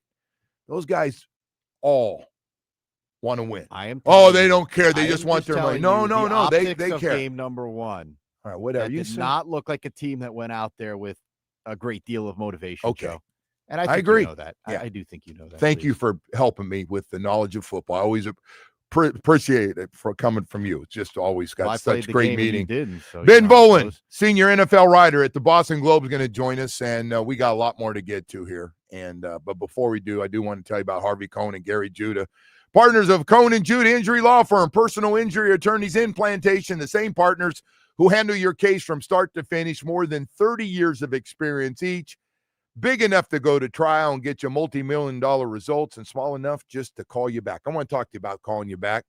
How are you doing where you are right now? So you saw a great commercial for a personal injury, and listen, you're going through some pain, man. You got hurt in an automobile accident, you got hurt, slip and fall at work, or anything else, and you're looking around on TV. I'm going, that guy, I like that commercial. I like that guy. So you get there and you find out that guy, he doesn't actually going to handle he's not going to handle your case. He's going to have nothing to do with your case. He's going to hand it off to a couple guys in the other room that have been with him a couple years, and they're going to handle it. So now you're calling to get updates on it. And nobody calls you back. Now you get a little frustrated and you realize you're not very important. You're not very important, or your case is not big enough for that law firm to put a lot into it. You will never, ever get that with Harvey Cohn and Gary Jude. They will never do that. You can always get a hold of them. Even on the weekend, you're in pain. You're going, hey, man, what's going on, guys? I'm hurting over here, man. Listen, they, like they say, when you check out their reviews, and you go to CohnandJudah.com and read the reviews, made us feel like we were their only client. That's what I'm talking about. I'm talking about the personal touch and great results. Remember this, 866-FAIR-FEE. That's their phone number. Go to CohnandJudah.com, read the reviews, and they don't pay other lawyers to do the work you hire them to do.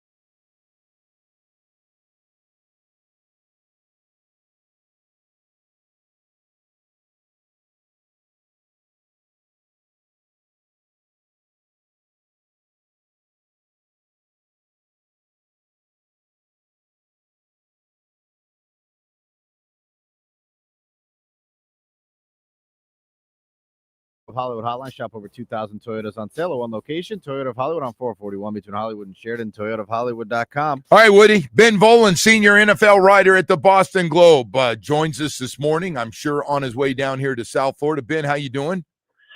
Guys, what's up? Apologies for the delay before, but you got my full undivided attention now, big dog. And actually, I'm not going to be there on Sunday. I'll be staying at home, but I'll be there in spirit. Maybe you can leave an empty chair in the press box. Hey, so I got to ask you, tough loss, tough second half, really, after having some chances to win. As they get ready to come down here, and you know how the Dolphins played, what are your thoughts on this game for the Patriots coming down here?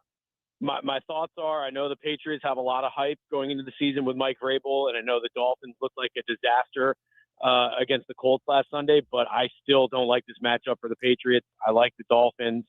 The Dolphins have owned the Patriots down in Miami 5 in a row, as you guys are well aware. It's going to be hot and humid and sticky, and the type of conditions that the Patriots have always struggled in down in Miami. Even when they were Super Bowl contenders with Tom Brady, they always struggled down there. The Patriots offense is so far behind right now, just back at square one with a young quarterback and a new offense that everyone's learning for the first time. Mike Vrabel last week or all throughout training camp, he's been preaching, we got to win the second half. We got to win the second half. The Patriots came out against the Raiders and lost 13-0 in the second half, just fell apart on both sides of the ball, didn't have what it took to get it done in the second half. And I think this is a get-right game for the Dolphins. I think they're going to be very determined this week, probably a little desperate, and that's not a good spot that the Patriots want to be in. So I don't like this spot for the Patriots at all. Is Drake May the future? Do you know enough? I thought he was pretty good his first year for considering he had nothing offensively to work with from an offensive line to anything else. Yeah, I think we're still in to be determined phase. I mean, it's the first game of his second season. They've got him under contract for 4 years and then a 5th-year option if they, want to push the decision. More likely, you need to know by the middle of the third season. I mean, you guys have had these conversations for 20 years now about so I'm not telling you anything you don't know. We have. We're very Drake professional May at this. We know this business. Yeah. Just replace Drake May with Ryan Tannehill or Chad Henne or any of the names. Not a good start for Drake May. Just looked very uncomfortable last week. Didn't see the field, was leaving the pocket too early, focusing on his first reads and not seeing the field, wild with throws, just looks very uncomfortable. So now it's up to Josh McDaniels to make him comfortable and to put him in the right position to succeed. I like all of Drake May's attributes, unlike Mac Jones, Drake May has good size. He can run. He's got a good arm. So he fits the part a lot more than Mac Jones did. But if you can't see the field and if you can't make winning plays, then you're not a franchise quarterback. So definitely still to be determined. I was kind of questioning their wide receivers. They have Stephon Diggs, 11 years now in the league. I saw he had 6 catches last week. But Keyshawn Boutte kind of coming into his own. How do you like this group of receivers they have that he's throwing to? I don't love it. It's still, again, to use an old Dolphins trope, it's a bunch of 3s and 4s and 5s. You don't really have 1s and 2s there. Stephon Diggs did have 6 catches. He looks good considering where he's at coming off a torn ACL, but he's not Stephon Diggs from 2 years ago. He's still not back to 100%, and at 31, maybe he never will be. Boutte had a nice game, had over 100 yards receiving. At the same time, he's really more just like a possession receiver, maybe a little bit of a deep threat, but I don't think he's anyone that's really going to scare the opposing team. I mean, he got his 100 yards, and the Patriots still only scored 13 points the other day. Honestly, the guy they need to emerge as the number 1 receiver isn't actually a receiver. It's running back Travion Henderson, and that's probably unfair to put all that pressure on him. Yeah. But he's their most dynamic athlete, and all throughout training camp, I mean, he was uncoverable out of the backfield with linebackers and safeties. Other teams really have to focus a lot of several defenders or put a cornerback on Travion Henderson. But, he was deadly in training camp out of the backfield on wheel routes and swing passes and screens. So honestly, for anyone to loosen up a defense, it's probably going to have to be Travion Henderson. Ben, when I saw this defense, what they added, and Christian Gonzalez, who's still injured, doesn't look like he's going to play again. But the guys they added and their secondary, I just thought, man, this thing's got a chance to be really good. The names on the backs look so good. Milton Williams on there, and, of course, Harold Landry off to a great start. How good is the defense right now? The defense has a lot of potential, but they fell apart against the Raiders. I mean, Chip Kelly coached circles around them last week. Geno Smith led all NFL quarterbacks with 9 completions over 20 yards. Crazy stat. It was a clinic. Some of it was catch and run. Some of it was deep shots down the field. It was very impressive. The Patriots looked like they'd never seen a bunch formation before, and you're playing the Dolphins now. All they do are bunch formation, so that's going to be a real important thing for the Patriots this week. You know, the defense, they held the Raiders to 20 points. Usually that's good enough to win, but they couldn't get the key stops when they needed to. They gave up a conversion on 3rd and 20. They sent an all-out blitz on 3rd and 20, and they got burned. Yeah, really bad. So they blitzed a ton. They blitzed the 4th most of any team last week, and Geno Smith ate them up. So I'll be very curious to see how they approach this week. You know, you said Harold Landry had a great game, and I believe he had 2.5 sacks, but all 4 of the Patriots sacks came on the blitz. A lot of them for Landry were him just kind of cleaning up someone else's pressure. Yeah. And when it came to the 4-man rush, they didn't get anything on Geno Smith. So they have to blitz just to get some pressure. So that's going to be a real tricky spot for the Patriots. Despite all the money they spent, despite all those names, they still don't have a great pass rush with their front. You know, it's so funny because you heard it all off season. Everybody saw, oh, man, the team that's going to make the big jump from 4 wins to having a chance is the Patriots, and they're kind of questioning a lot of different things. So you think it's a close game? You expect it still to be fairly close? Yeah, I don't expect a blowout because I just don't think that's where the Dolphins are at right now either. But I just think the Dolphins defense is probably going to make life difficult for Drake May, who, you know, turnovers have been an issue for him since he got into the league. He averages about 1 per game, one of the highest rates among all the quarterbacks. It's going to be, like I said, a hot, probably rainy day down there. Don't have to deal with the mud and the baseball infield anymore, but I just don't see this as a place where the Patriots offense is going to start clicking. So I think the Dolphins defense is going to come up big, and we're probably looking at like a 20-17 game. Let me ask you about the other part of the AFC that's playing each other. The Bills go to Jets and they struggle for some reason. They don't struggle against us. They struggle a little bit. What do you expect in that game, and what do you think of the Jets? Yeah, I like the Jets in this spot. And I've liked the Jets all off season. And I mean, I don't really like the Jets. I don't see them as a playoff team. But what you said before, everyone talking about the Patriots being the surprise team, I kind of like the Jets. You know, I still do think the Patriots are probably an 8-win team, but I think the Jets could be right in that neighborhood too. I like the fact that their offensive line has 3 first-round picks. They've got good top-end talent like Sauce Gardner, Garrett Wilson, Justin Fields. You know, if they can, kind of rein him in a little bit with his turnovers, he's a dynamic running team. They're going to play defense, under Aaron Glenn. Aaron Glenn's got this tough, culture that he's building. I think the Jets quietly are going to be one of these teams that no one wants to play this year, and I think the Steelers found that out last week. So I think they're going to give the Bills a game, especially that was such an emotional win for the Bills. Now this is kind of a letdown game a little bit coming off of it. So I don't know if the Jets are going to win, but I think it's going to be a close game. And I think that the Jets are going to be a real pesky team this year. All right. Hey, Ben, nice having you, man. We'll talk to you soon. Thank you so much, bud. Always appreciate you, big dog. All right. Ben Volen, senior NFL writer at the Boston Globe. And, man, it is time before we get to DBJ to talk about those Canes in South Florida coming up in just a few minutes. It is Truck Month at your South Florida Chevy dealers. Man, it is a time. You've been thinking about getting that new truck, that working truck, that family truck, that combo truck that you need.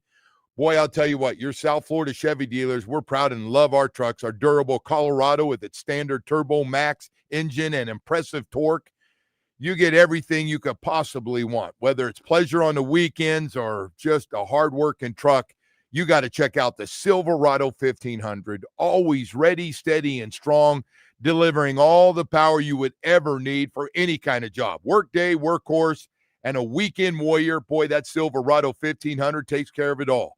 Hey, we understand one thing at your South Florida Chevy dealers, even with the Silverado HD, if you need a truck that's going to work as hard as you do, 5, 6, even 7 days a week, that's how you make a living. You're going to love the Silverado HD and its legendary horsepower and one of the hardest working beds in the business. This weekend, you're starting to look around, take a test drive. Hey, there's a reason. It's our biggest seller, those trucks, man. They're fantastic. They're strong. They're durable. And we've got one absolutely perfect for your lifestyle with 14 dealerships throughout South Florida this weekend.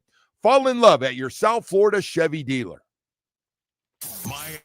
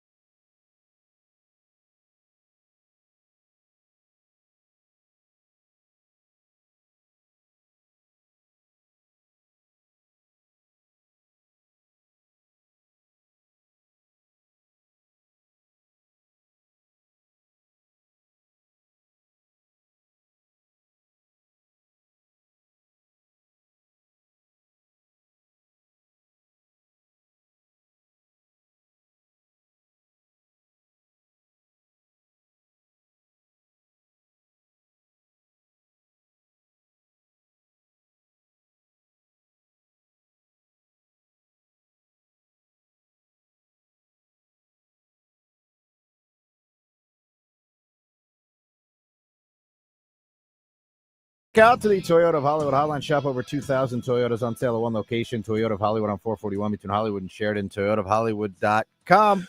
All right, Woody, a guy you're going to be spending some time with tomorrow before that great pregame show that you guys do. And I got to tell you and Brian Monroe and all the guests is fantastic. I really, really enjoy it. And Don Bailey Jr., Canes radio analyst, along with Joe Z, will be on the call. And, man, DBJ, I don't want to say I'm scared. These kind of games, you don't go out and go, we're the Canes and just we're going to show up. I mean, there's got to be some passion like you had against Notre Dame.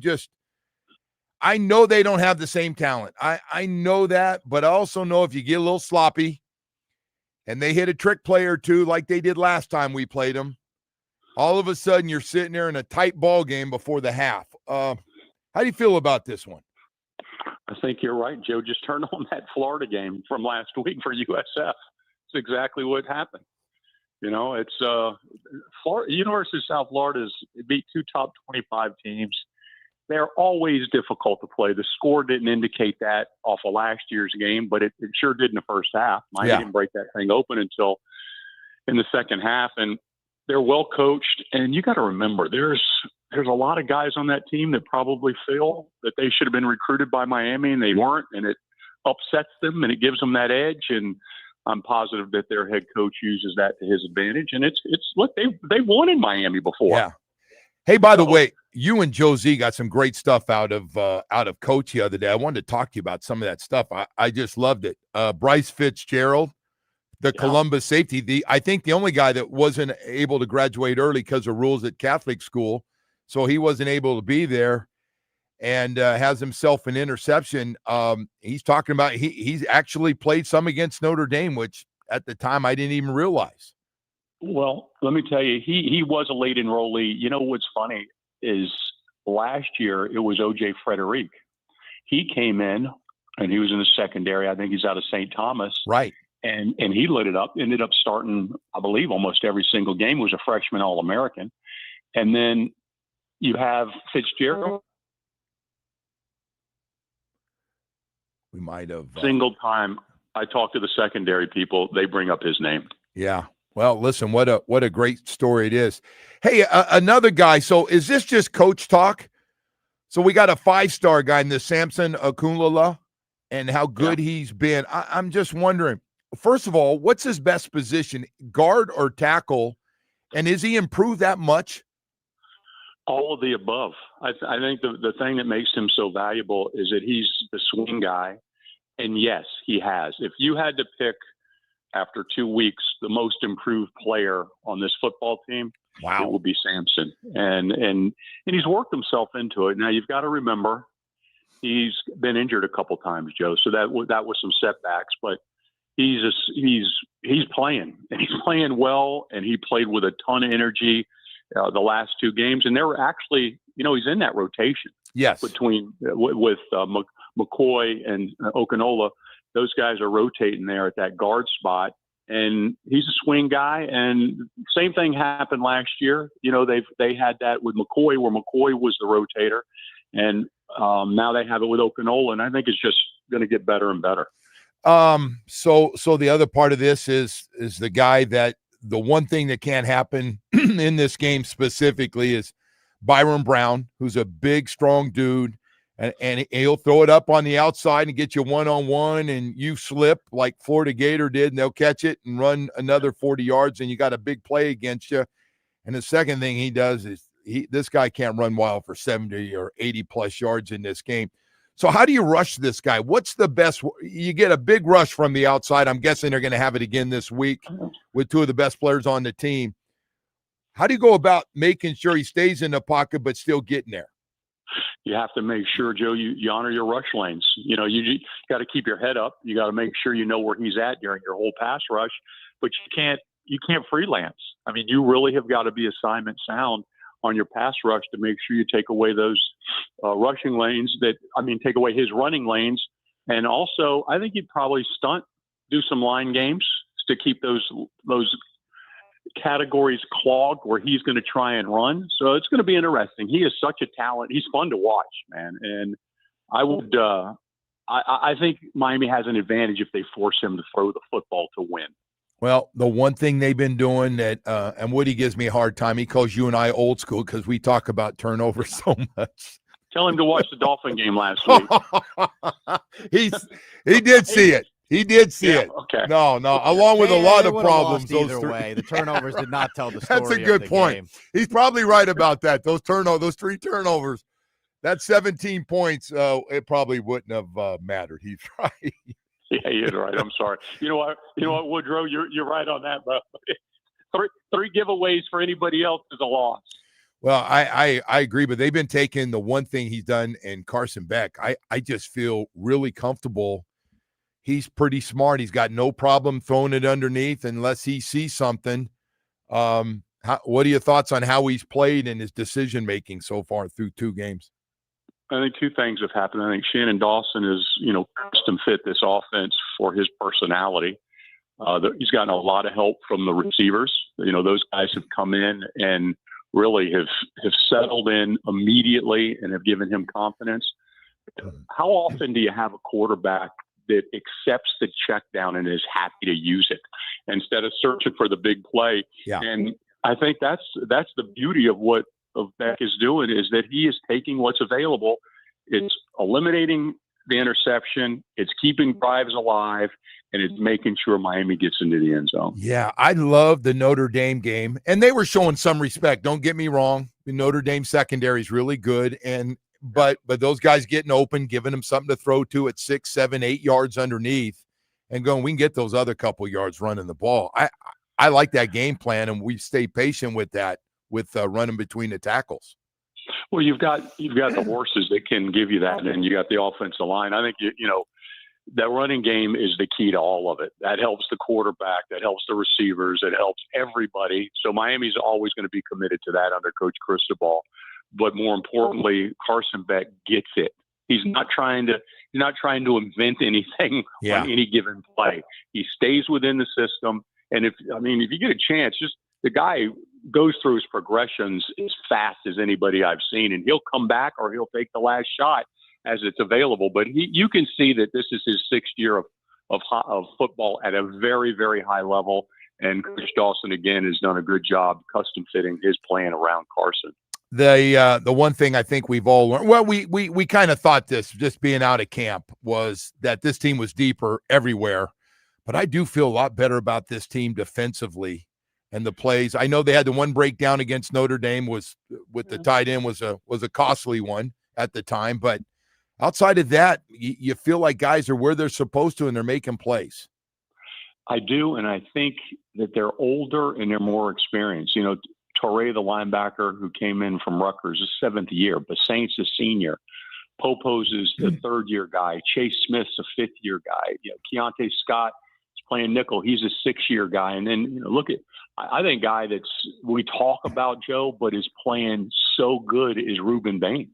And you kind of just say, yeah, it's Ruben Bain. He's going to – but he's playing at elite level. And that's helped a lot by Mesidor on the other end. When you're an offense, you got to deal with those 2 guys on the edge.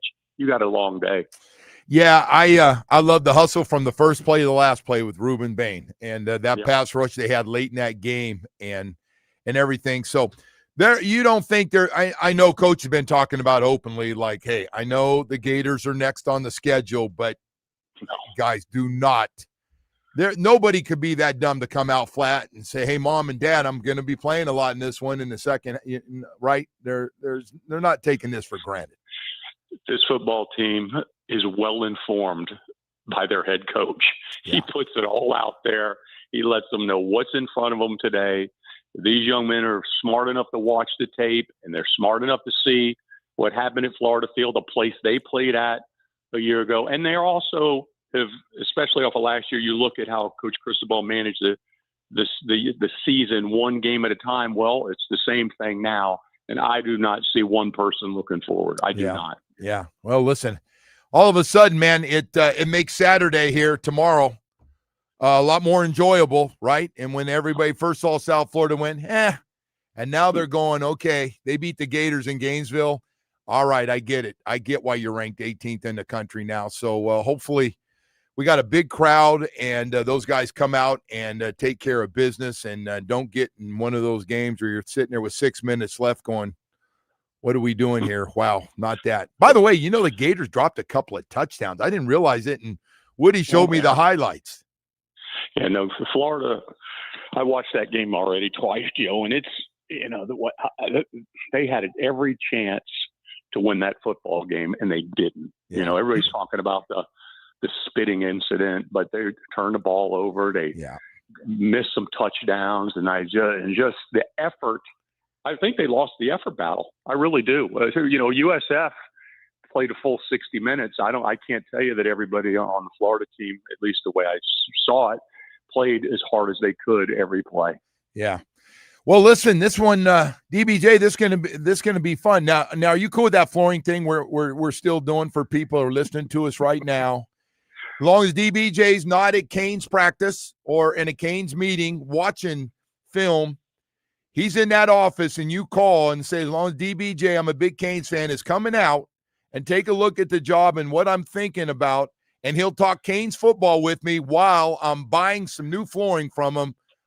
You're still good to go on that, right? I just want to make sure you haven't changed on that. Everybody else got creative commercials. There ain't nothing better than DBJ. These guys can talk about this and their family and put little kids in the ads and stuff.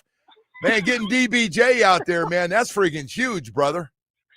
The real McCoy shows up if you give a call. I'll be there. All right. No imposter. You're right, though. Thank you. All right. DBJ, thank you, man. And by the way, you guys do great work. But I ain't taking a back seat to Bo and his wife ever again. That will never happen again. I got to wait. And I go, why am I waiting for this team to come out? And they go, oh, he's with Bo. I go, I can't argue with that one. All right. That's all right. I get that. Bo pulled the rank on you, Joe. He did. He pulled a little power move. The big fella's always done that, but he can do that. He's a little bit older, so I expect that. Thank you, DBJ. Have a good one, brother. Have a great week, man. Bye. All right. Don Bailey Jr., Canes radio analyst, and ready to help you get some new flooring. And the man himself, he didn't go, well, I got to take this back. He is the man. Anyway, hey, right now I want to talk to you about something else. Hurricane season. The noodles. Channel 7 got those noodles running, Woody. Are they going a little bit left, a little bit right on us right now? Hey, listen, protect your home with Loctite Impact windows, doors, and roofing, and stop worrying about them. There's one thing, Chevin's, you know what? Chevin, the CEO and president of Loctite Impact windows, doors, and roofing, he says it so well. He says, Joe, there's one thing, like, you can't control what happens in September, October, whether it's 100-mile-an-hour winds, 120, 70, whatever, like, we get bad storms. They're going to happen. But there's one thing you can do, man, and that's protect your home and not worry about it. Like, all right, man, I got impact windows and doors. I got the latest stuff. I got a great roof. I feel good. That's all you can do, man. So if you're ready and you're saying, well, I'm going to wait one more year, stop it. That old leaky roof, replace your old roof now and pay later. Loctite Impact offers the highest quality roofing materials with lifetime warranty plus thousands of 5-star reviews. Say big on their legendary state-of-the-art impact windows and doors. Impact windows as low as $3 per window per month installed. Might be $6 per window per month installed. Don't wait for the next storm. Visit LoctiteImpact.com. Again, LoctiteImpact.com, or you can call 954-500-LOCK. They got a professional team that's ready to take your calls right now, covering all of South Florida. They do great work, very competitive prices. You're really going to like the way Loctite Impact windows, doors, and roofing works. Sports.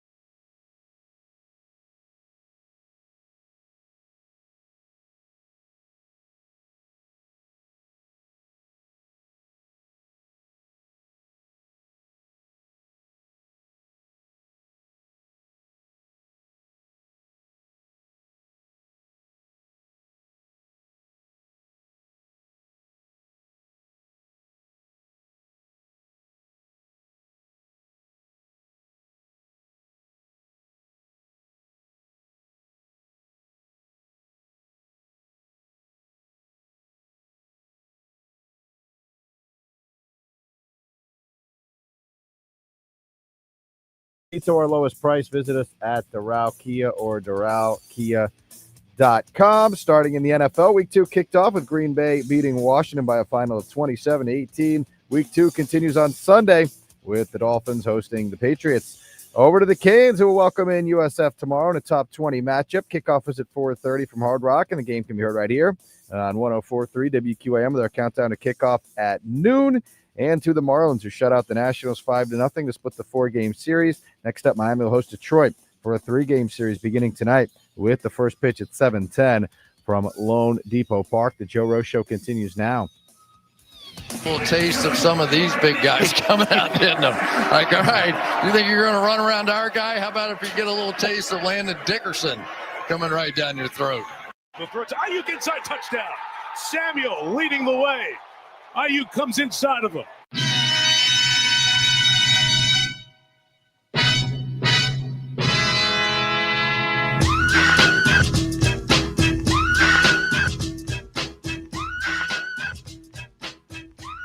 All right, welcome back for the 9 o'clock. I get a little excited for the 9 o'clock hour. I can't help it. Friday, 9 o'clock hour, maybe a little tennis game going. And I get excited to watch all these. There's 3 or 4 games on Saturday. I'm kind of excited to see, including that game tomorrow at 4:30 at Hard Rock Stadium. I always love to see what the Canes, I've seen, it's nothing against Mario. I've seen the Canes against different teams too, and I know this completely different. It's completely different makeup. It's very different. But I can't get it completely out of my mind. So DBJ was right. Everything that he said. I was on that podcast, the Locked On Canes podcast with Dono yesterday, and we were going back and forth about this game tomorrow. And the reality is the Gators should have won that game by 2 touchdowns. They just should have, right? And Miami will not make those same mistakes. I truly believe that, right? And the other thing that Don said, and we talked about such a bad loss up there. Yeah, it's a terrible loss, but they're a bad program, and it is what it is. They're going to get beat up this weekend again. Come on, despite what Jamie program? may think. Did one of those Gator people take some of your lunch money as a kid? Did some kid that went to Florida the Bulls school? took their lunch money last week. That's all. Right. That's all I saw. Go ahead. Bad program's crazy.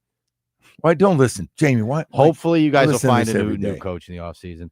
But if they can stop Byron Brown from running the football, that will be the difference in this game. You're not worried about his throwing? No, I'm not worried about him throwing the ball. Joe, the only time they really hurt him through the air was that ball that he lobbed up, that's what he does. It's a double coverage. And his guys make adjustment, and the safety comes know, over but late, and the other guy falls down. He catches it and goes, oh, everybody's on the ground. I know. But realistically, he's not going to sit in the pocket and pick you apart. But if he is able to be mobile, he's able to run, it'll be a long day for Miami without question. And they run that very, very fast offense, that up-tempo thing where they just run right up to the line and snap the ball each time, which can be good. It can be bad. You're going to stop them. That USF defense has played a lot of snaps over the first 2 weeks of this season against good competition. All right. So we'll see how well they hold up. But, again, if you can stop Byron Brown, they're going to have a very tough time scoring. Okay. All right. There you have it. I told Dono 28-13 was my prediction. That didn't cover the spread, did it? It did not. No, Dono didn't have him covered either. He had him winning by a couple touchdowns, I think is what he said, but he did not have him covering. That's a big number, that spread.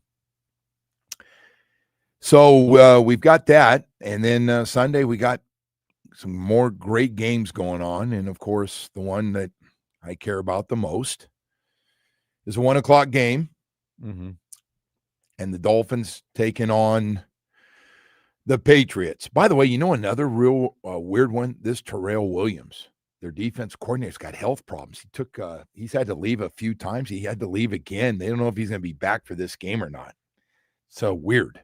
So they got another guy filling in for a guy who'll be calling the plays and deciding when to blitz and when to hold up. But you calling this a must win?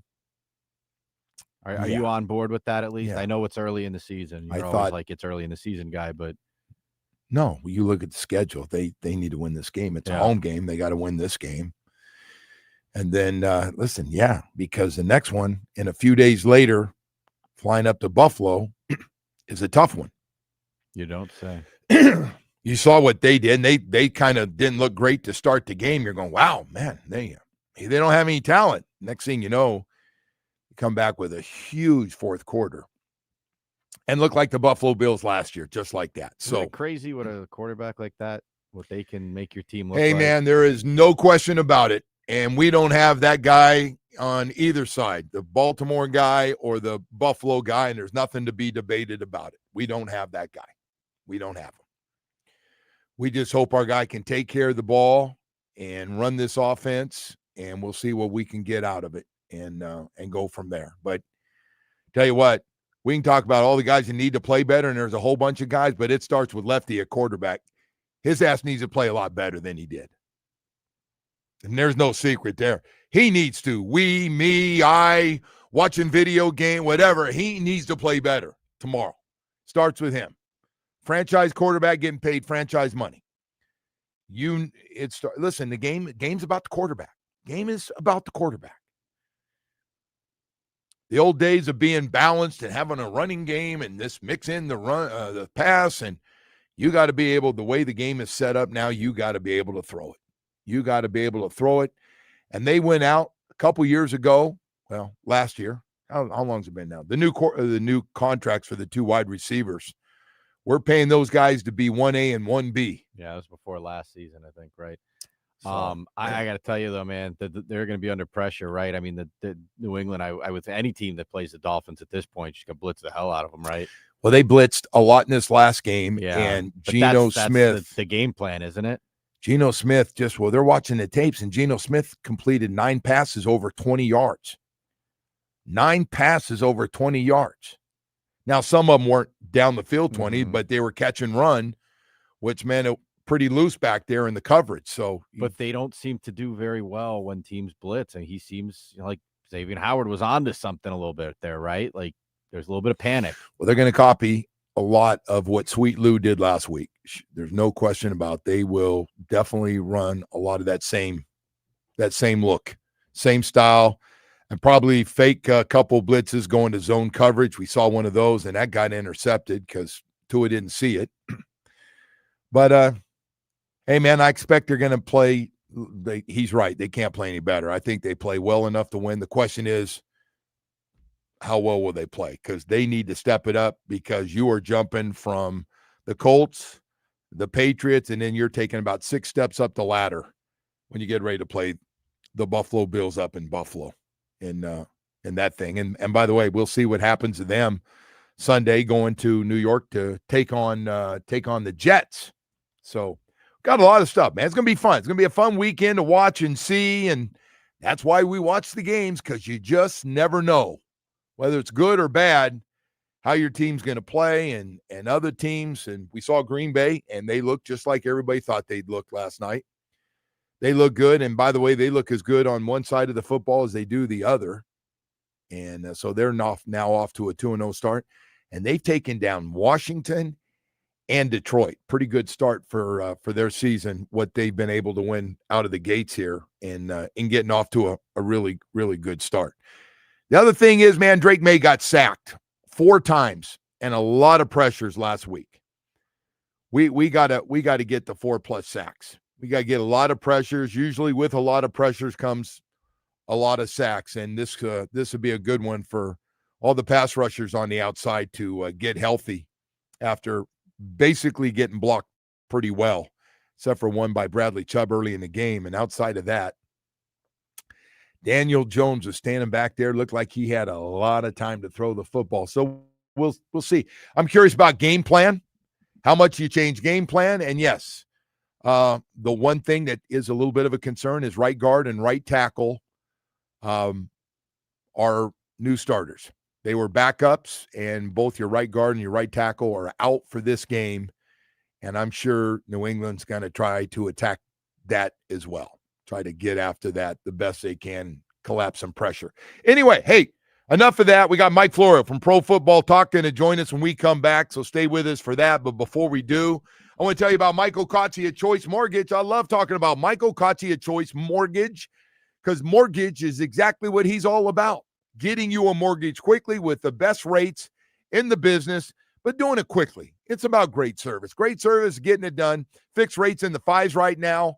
First-time home buyers, he's got some great programs for you. Self-employed and been declined by the banks, he's got a really, really good program for you. Listen, he's been doing this for more than 30 years. He works on Saturday and on Sunday to help. Again, this program for seniors is super popular right now. You can convert your home equity into money and do it quickly with Mike Ocaccia at Choice Mortgage. So you're sitting there with your home paid off. You're 62 or older. You've got your home paid off. It's been paid off for a long time, and you're sitting there, the value going up. You got all this money in the home, and you could really use it right now. You might want to call Mike Ocaccia at Choice Mortgage, one of the many things he does and does very well. Matter of fact, you can always find out more by just going to Google reviews on the web, Choice Mortgage reviews, to find out what people are saying about Mike Ocaccia at Choice Mortgage. They start with, this man truly has no life. He is always working. 7 days a week. Call or text him. 561-441-2730, MLS 166254. Rates and terms subject to change, daily without notice. He's an equal housing lender.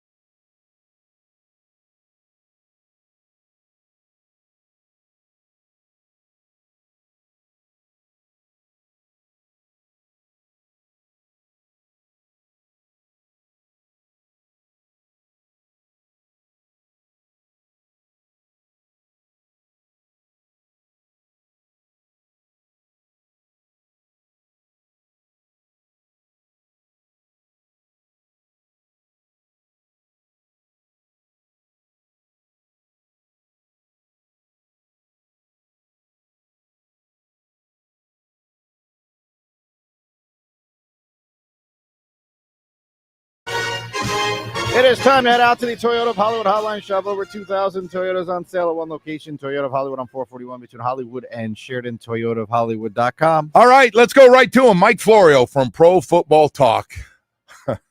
Mike, you want to guess what it's been like here this week? You want any idea on what it's been like for the fan base and this team after the way they played in week one? Any idea? Are we counting the days until the Florida Panthers start skating? Is that what we're doing? Going for their third championship? No, we're not quite there yet. No, we're not there. But everybody wants to know here. Mike, how do you think they bounce back against this New England Patriots team? He's right about one thing. They can't play any worse than this, what Mike said. He said it can't get worse, and he should talk to Joe Philbin about whether or not it can get worse, because Philbin lasted 4 games in 2015, and it feels like it's on that track. I love Mike McDaniel, but, man, I want to see a little more fire from him. I want to see something more than that flatline, chill demeanor after they get their asses kicked. There needs to be something from the coach that tells the world this is not acceptable and it will not continue. And initially I was troubled by the fact that there was a players-only meeting after only 1 game. Michael talked this through within the past hour on PFT Live, and Holly made a good point. With all of the outside noise and all of the different avenues for getting information, social media and whatnot, it is possible that you could have had players after that game who just decide, you know what, I get paid, I'm going to collect my check, I'll worry about finding a non-dysfunctional team next year. I just want to get through this season, forget about this team, I'll focus on me. And it's good that they made sure everybody's on the same page. The problem is, weren't they on the same page going into week 1? They'd been 1-0 every year that McDaniel had been the head coach. And to come out like that, to come out and get embarrassed on the road against a team that, I don't know how good. Maybe the Colts are going to be a juggernaut this year, and maybe anyone would have been blown out in the first game of the season. I find that hard to believe that the Colts that quickly become a dominant team. This told me more about the Dolphins, and the wheels are quickly coming off for this team. And this is exactly what the doctor ordered for the Patriots to come to town, where the Dolphins have beaten them 7 of 8 times in Miami. But, man, if they lose this one, oh, boy. Uh-oh. You know it's coming up Thursday night, right, at Buffalo to follow. So, yeah, this one has got some serious. Hey, I want to ask you another one tied to this. The NFL investigation with domestic violence, it's obviously going on for Tyreek Hill. How long do those things take? Is this thing that goes all year, or is this just going to be hanging around, or what are your thoughts? Well, there's not a whole lot of transparency from the NFL or consistency when it comes to domestic violence investigations, personal conduct policy review. And this was all sparked by allegations contained in court filings in the ongoing divorce case between Tyreek Hill and his estranged wife. The league will look into it. There were 8 incidents that she cited. The first question is, will she cooperate? The league has no subpoena power. It can't force anyone who isn't employed by a team or by the league office to cooperate. So if she says, I'm not talking to you, this goes nowhere. That's it, right? If she does, and the league believes her and talks to Tyreek and doesn't believe him, he's got a problem. And then what would happen is the league would propose a punishment. They would try to negotiate an agreed suspension if it rises to that level. And all it takes is one proven incident at a low standard, probable cause, more likely than not even more likely than not. It's a low standard for the NFL to conclude that a guy is guilty of what he was accused of. That's when it goes to Judge Sue L. Robinson. She has a hearing. There are appeal rights. This could take some time to resolve, but it's going to hang over his head the entire time until it is resolved. But it all starts with whether or not she is willing to cooperate with the league. But if she is, and if she is interviewed, and if she can provide a compelling factual account that bolsters the claims that were made in court documents that were signed off on by her lawyers, he does have a problem. And the Dolphins have a problem, especially as it relates to the potential for trading him if and when the wheels come off. Because I was saying a week ago, he's going to be the Devontae Adams of the 2025 season if the Dolphins find themselves not contending, because he's not going to be there next year. Let's get what we can. We get a 3rd-round pick, a 2nd-round pick, whatever. Let's get something and move on. That is going to be harder to do with this unresolved personal conduct policy issue. Yeah, this thing, it could be hanging around. Meanwhile, he's outside and 4 catches for 40 yards, and his sidekick had 4 for 30 yards. That thing's got to get rolling. I was just curious, what do you think of Tua? Some are blaming the offensive line. It's not Tua's fault. I thought Tua played terrible. Well, when a guy who used to be on the team in Xavier Howard says after the game that we knew that the way you play Tua is you take away his first read and he goes into panic mode, that's not just based on film study. That's based on Xavier Howard spending time with the Dolphins and seeing what happens with Tua. So, when the offense runs as it's designed, when the plays are working as they're designed, it's fine. The difference between the good quarterbacks and the great quarterbacks, Joe, the great quarterbacks will make something happen on the fly when the play that's called and designed isn't there.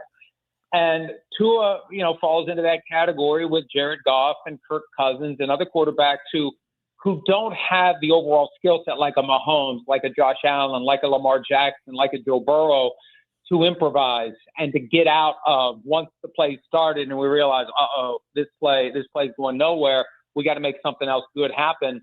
That didn't happen on Sunday. And Xavier Howard's experience is that's the key. You take away read number one and the play goes sideways. That's not good for Tua. And there's going to be a lot of questions that emerge over whether or not $53.1 million was the right number. I go back to the conversations we had when Tua was coming up on his 5th-year option and they're talking about giving him a long-term contract, and that number comes up. It's like, well, was anybody else going to pay him that? If he was a free agent, was anybody getting him $53 million a year? And look, that's not an anti-Tua take. That's a reflection of where he fits in the overall quarterback hierarchy. There's too many quarterbacks who aren't among the best quarterbacks in the league who were paid as if they are, whether it's Tua, whether it's Goff, and there are others who fall into that category.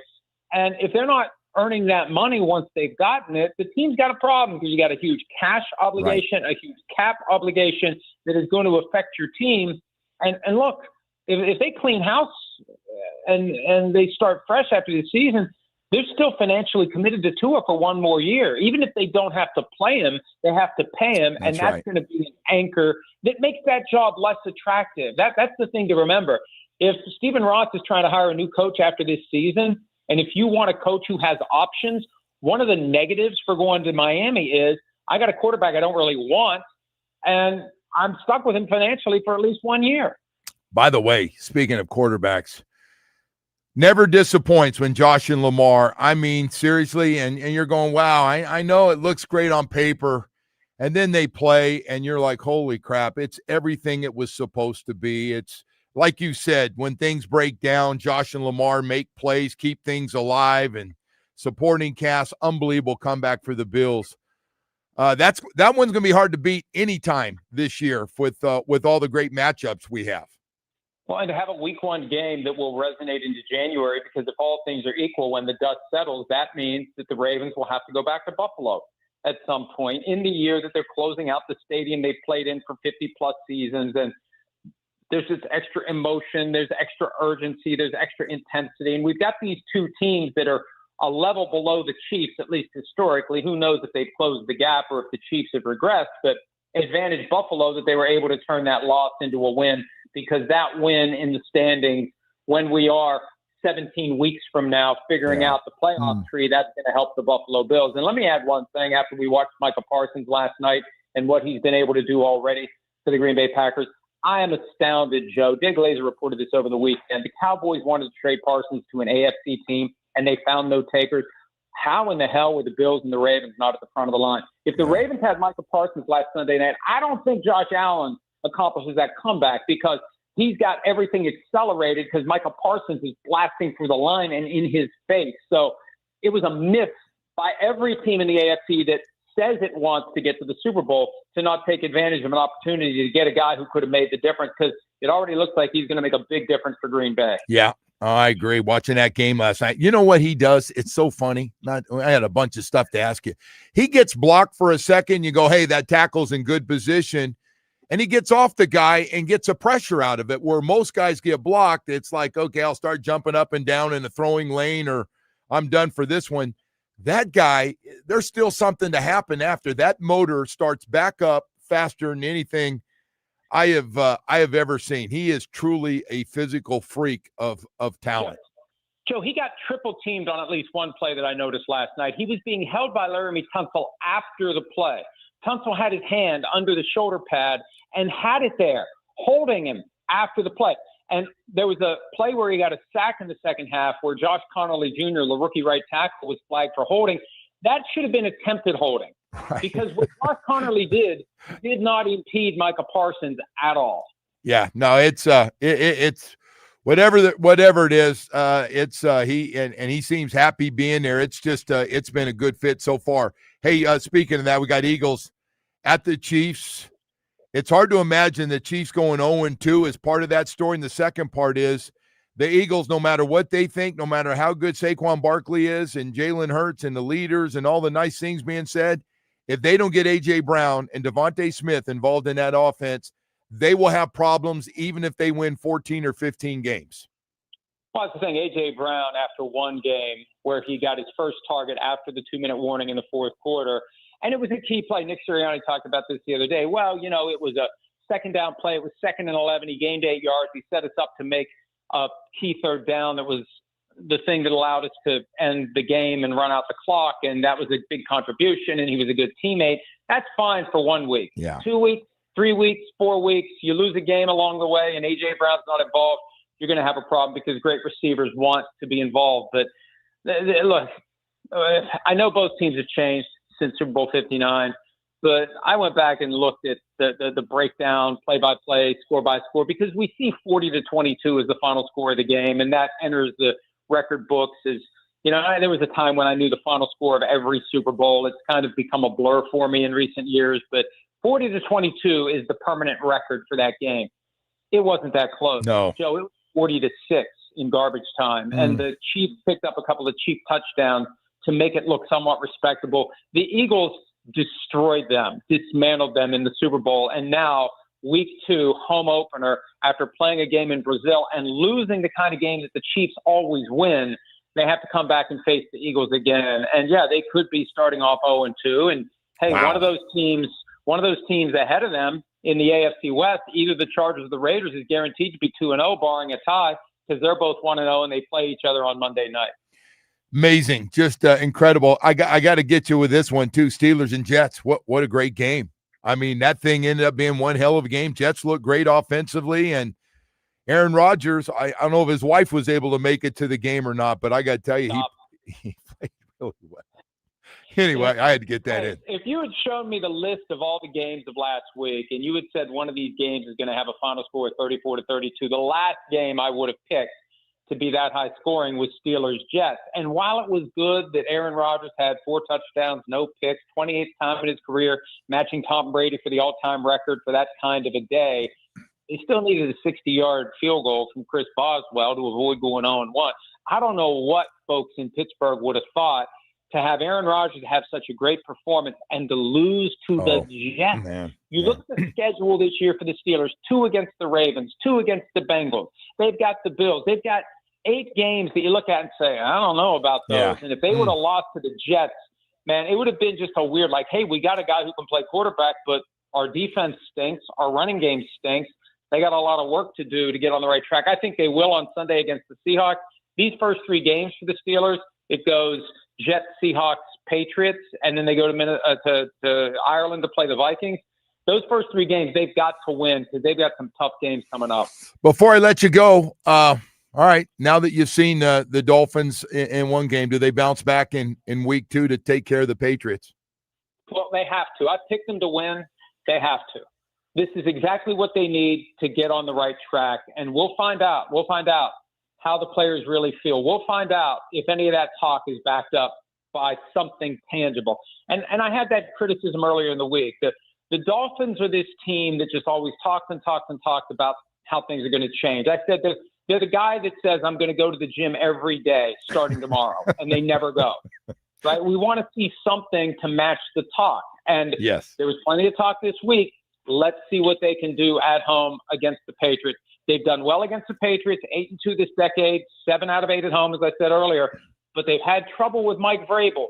So we'll see what Mike Vrabel has cooked up for the Dolphins. But if they don't win this one, Joe, man, you got to start looking at the schedule to see at what point the Joe Philbin plan gets activated and there's an interim head coach for the rest of the year. And I know that sounds harsh, and I know it's a big deal for a coach to get fired, but there's 25% turnover in the entire league every year. That's how it goes. That's That's one of the reasons they pay head coaches a lot of money, because you step into this job that you know can end at any time. And how could Stephen Ross not already be thinking, do I have to make a change at some point this season? I don't think you're crazy. I think everybody's thinking the same thing, how important these next few weeks are for those guys, both the head coach and GM, to keep their job.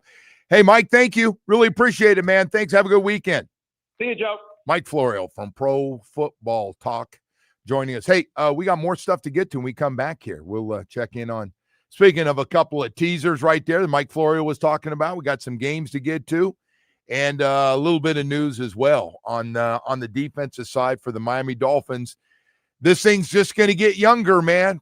Going to see a lot of rookies playing this week against the Patriots. We'll take a quick break. We'll be back in a moment. Sports lives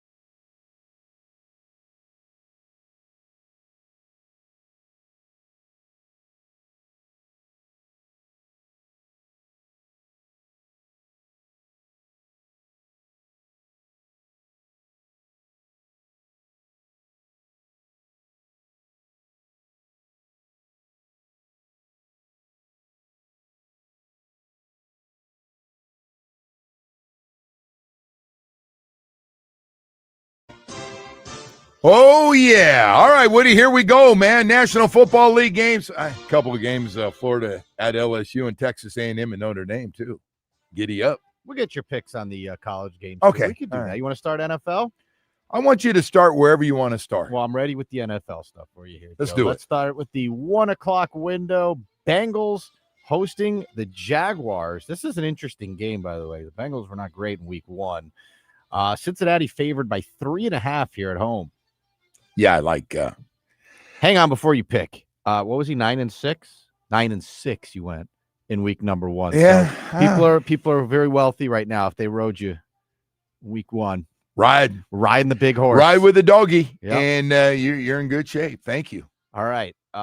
Saying that, please go ahead with your pick. Cincinnati is going to score a ton of points. Are they? I'm not sure about They Cincinnati's scored like 17 defense. points last week. Oh, they're going to score a bunch. That just took the first week. They're a little rusty. Now they're ready. Okay. Cowboys and Giants. Dallas favored by 5.5. The game is in Arlington. Both teams obviously 0-1 at this point. Cowboys get their first win. Spread? Oh, 5.5. no. Cowboys Yeah, taking Dallas. 5.5. Okay. Yeah.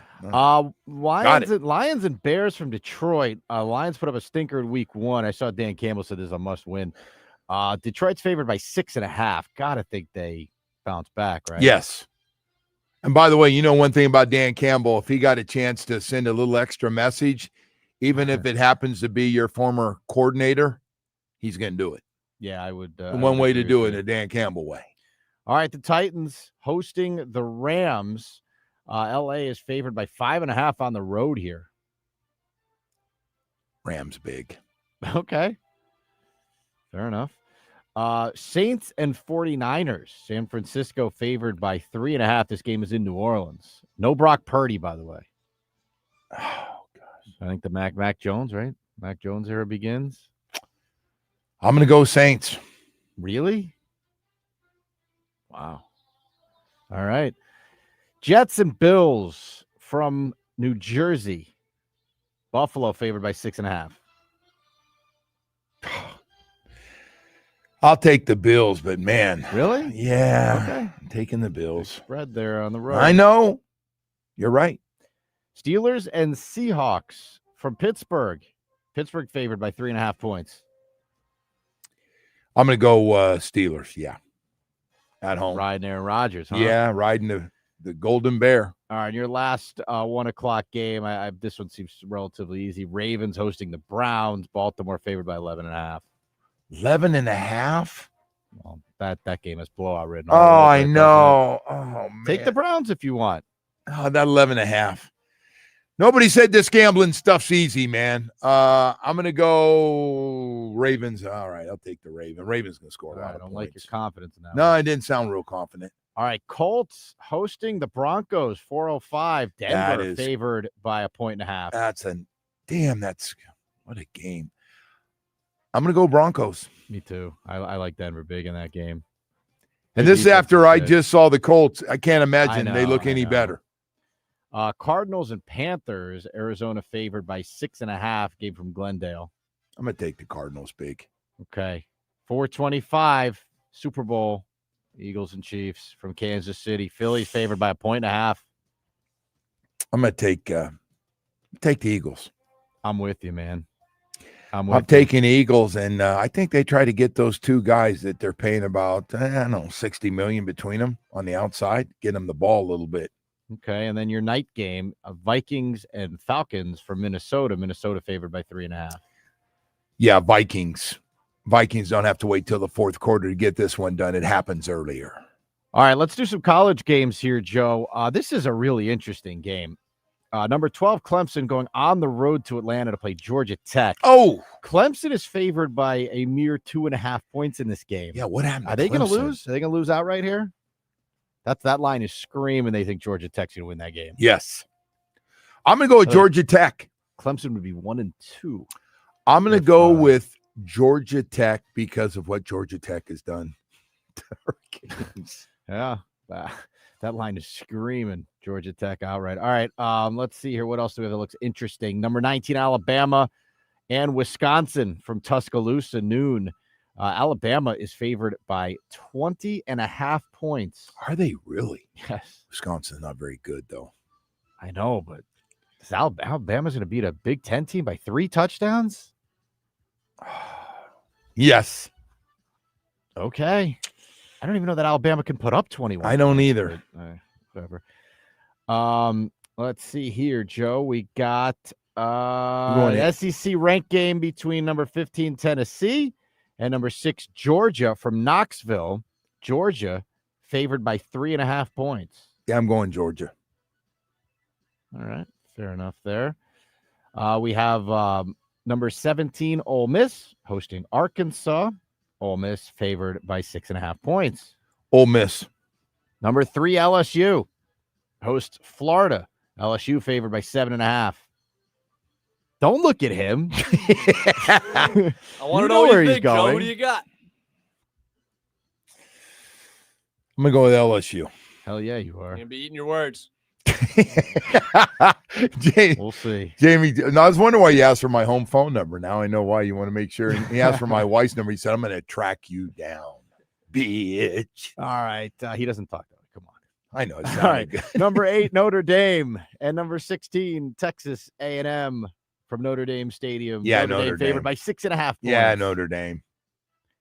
All right. And you ready to get to our games here, Joe? Yeah. The final game. Go ahead. Number 5, Miami. Number 18, South Florida. 4:30 from Hard Rock Stadium. The Miami Hurricanes favored by 17.5 points at the moment. I'm going to go with South Florida in 17.5. You're taking the points. You're not taking the money line. Taking the points. Taking the points. Okay. I'm with you, by the way. I think they lose, but I think hey, I got no problem. I got no problem. Double-digit win, any kind. Anything double-digit is like, okay. They win by 1. What's the difference? I know that too, but yeah, we don't need that'll bring out like, oh, look at this. I don't. Who cares? You want to get comfortable. You want to get comfortable, a little bit comfortable. 2-score game in the 4th is nice. Okay. Well, I mean, anything to beat the traffic. We got Dolphins and Patriots. 1:00 Sunday at Hard Rock Stadium. Quick turnaround there. They have to paint that field up quick. I got news for you. I'm going to take the Dolphins, but it was 1.5. I'm so surprised to hear you say that. No. I'm shocked. No. They're favored by 1.5. Do you think New England's going to win? With the problems they have, they're not a perfect team either. Man. Wow. You got to think about it. All right. I mean, I know, but like I know which way you're going, but don't go by me. I mean, the Dolphins, it's a must-win. They have to win this game. I don't care about all that. Just tell me what's going to happen. I agree with all that. So I don't think the Dolphins can win, but all right. So you think they lose? I do. All right. Wow. I hate to say it, man, but you don't have to feel like that. It's just a sporting event. Really don't. Feel terrible doing it, but most Dolphin fans don't like you already. I've already talked to them. So no, I'm just joking. Fine. But no, did you see this was like a week or two? I think it was last week. This kid that wrote for like the Missouri student paper picked against Missouri, and not only did the head coach, but another player called him out in the press conference after the game. Yeah, because they won, and they were like, "You picked against us," and they ripped them pretty good. Yep. I think a lot of people who are Dolphin fans probably think they're a little concerned. I don't think you're alone that they can't win this game. To be 1.5 favorites at home. No, exactly. That's a shaky line right there. That's almost an even when you go on the road and you're only 1.5. I agree. Good point. If I could pick them to tie, I guess that would be, which you can, by the way, you can bet a tie. Tie ain't working. Like here, let's break it down real quick. We have like 2 minutes left. How do the Dolphins win this game based on what you saw in week 1? So starting, like, help me out. You picked the Dolphins to win this. Help me. Like, I am gonna help you. First of all, defensively, they get after him, and he gets sacked a bunch. That's number one, which they did not do well in week 1. No, they got 0. But I don't think the Colts and the offensive line for the Patriots have anything in common. Let me give you the other one though. Geno Smith just had 9 plays of 20+ yards. Geno Smith is a good quarterback. I like Geno. Miramar High School. He's one of our guys. We got to get that thing going. Crossing routes. I don't want to hear any excuses. I don't know if you're going to run the ball or not. I'd like to think you can run it in the heat and stuff. I think you just wear them down and get some guys going offensively, especially. I'm going to say it every week. You're paying them $60 million between the two of them. You got to get Waddle and Tyreek. Whether they're waving themselves in or out, when they're in, they need to get some production. And there you have it. I'm with you 1,000%. But the problem is Tyreek hasn't, that 1 year since he's had 30-yard catch. So I got another one. He breaks that this week. Okay. I didn't even, so, bro. I didn't even think of it, but like if there's ever been a friggin' time to get rid of that stat. He's due is what you're saying. Oh my God. You just think somebody will fall down in front of him or behind him where you can catch it and run. And you go, we got it. We got a 30-yard play. That's what we need. We need the old turf monster to swallow someone up. To get it. All right. I see guys falling Whatever down takes, or bro. bouncing, or a guy takes a bad angle, or no, maybe the Canes and Bulls will chew up the field and it'll be people will be falling all over the place. Don't say that. Then we'll have a bunch of whining going on. We don't want that. They have good grass over there. I don't think we have to worry. Yeah, don't do that. Good stuff though. I hope we come in on Monday and you're right, man. I really do. I'm coming in here Monday morning, and I'm going to go, hallelujah. We got a couple of wins at Hard Rock Stadium. That's what we're going to talk about. Oh, we have a good week in NFL. I enjoy the games, man. I do. I enjoy getting home for a 1 o'clock game, getting to watch the second half of the 4 o'clock games and catch me a little Sunday night before I fall asleep. That's a good day. That's a good day. Hey, Woody, to everybody out there and my own guys, have a great weekend, everybody, and we'll see you again on Monday morning.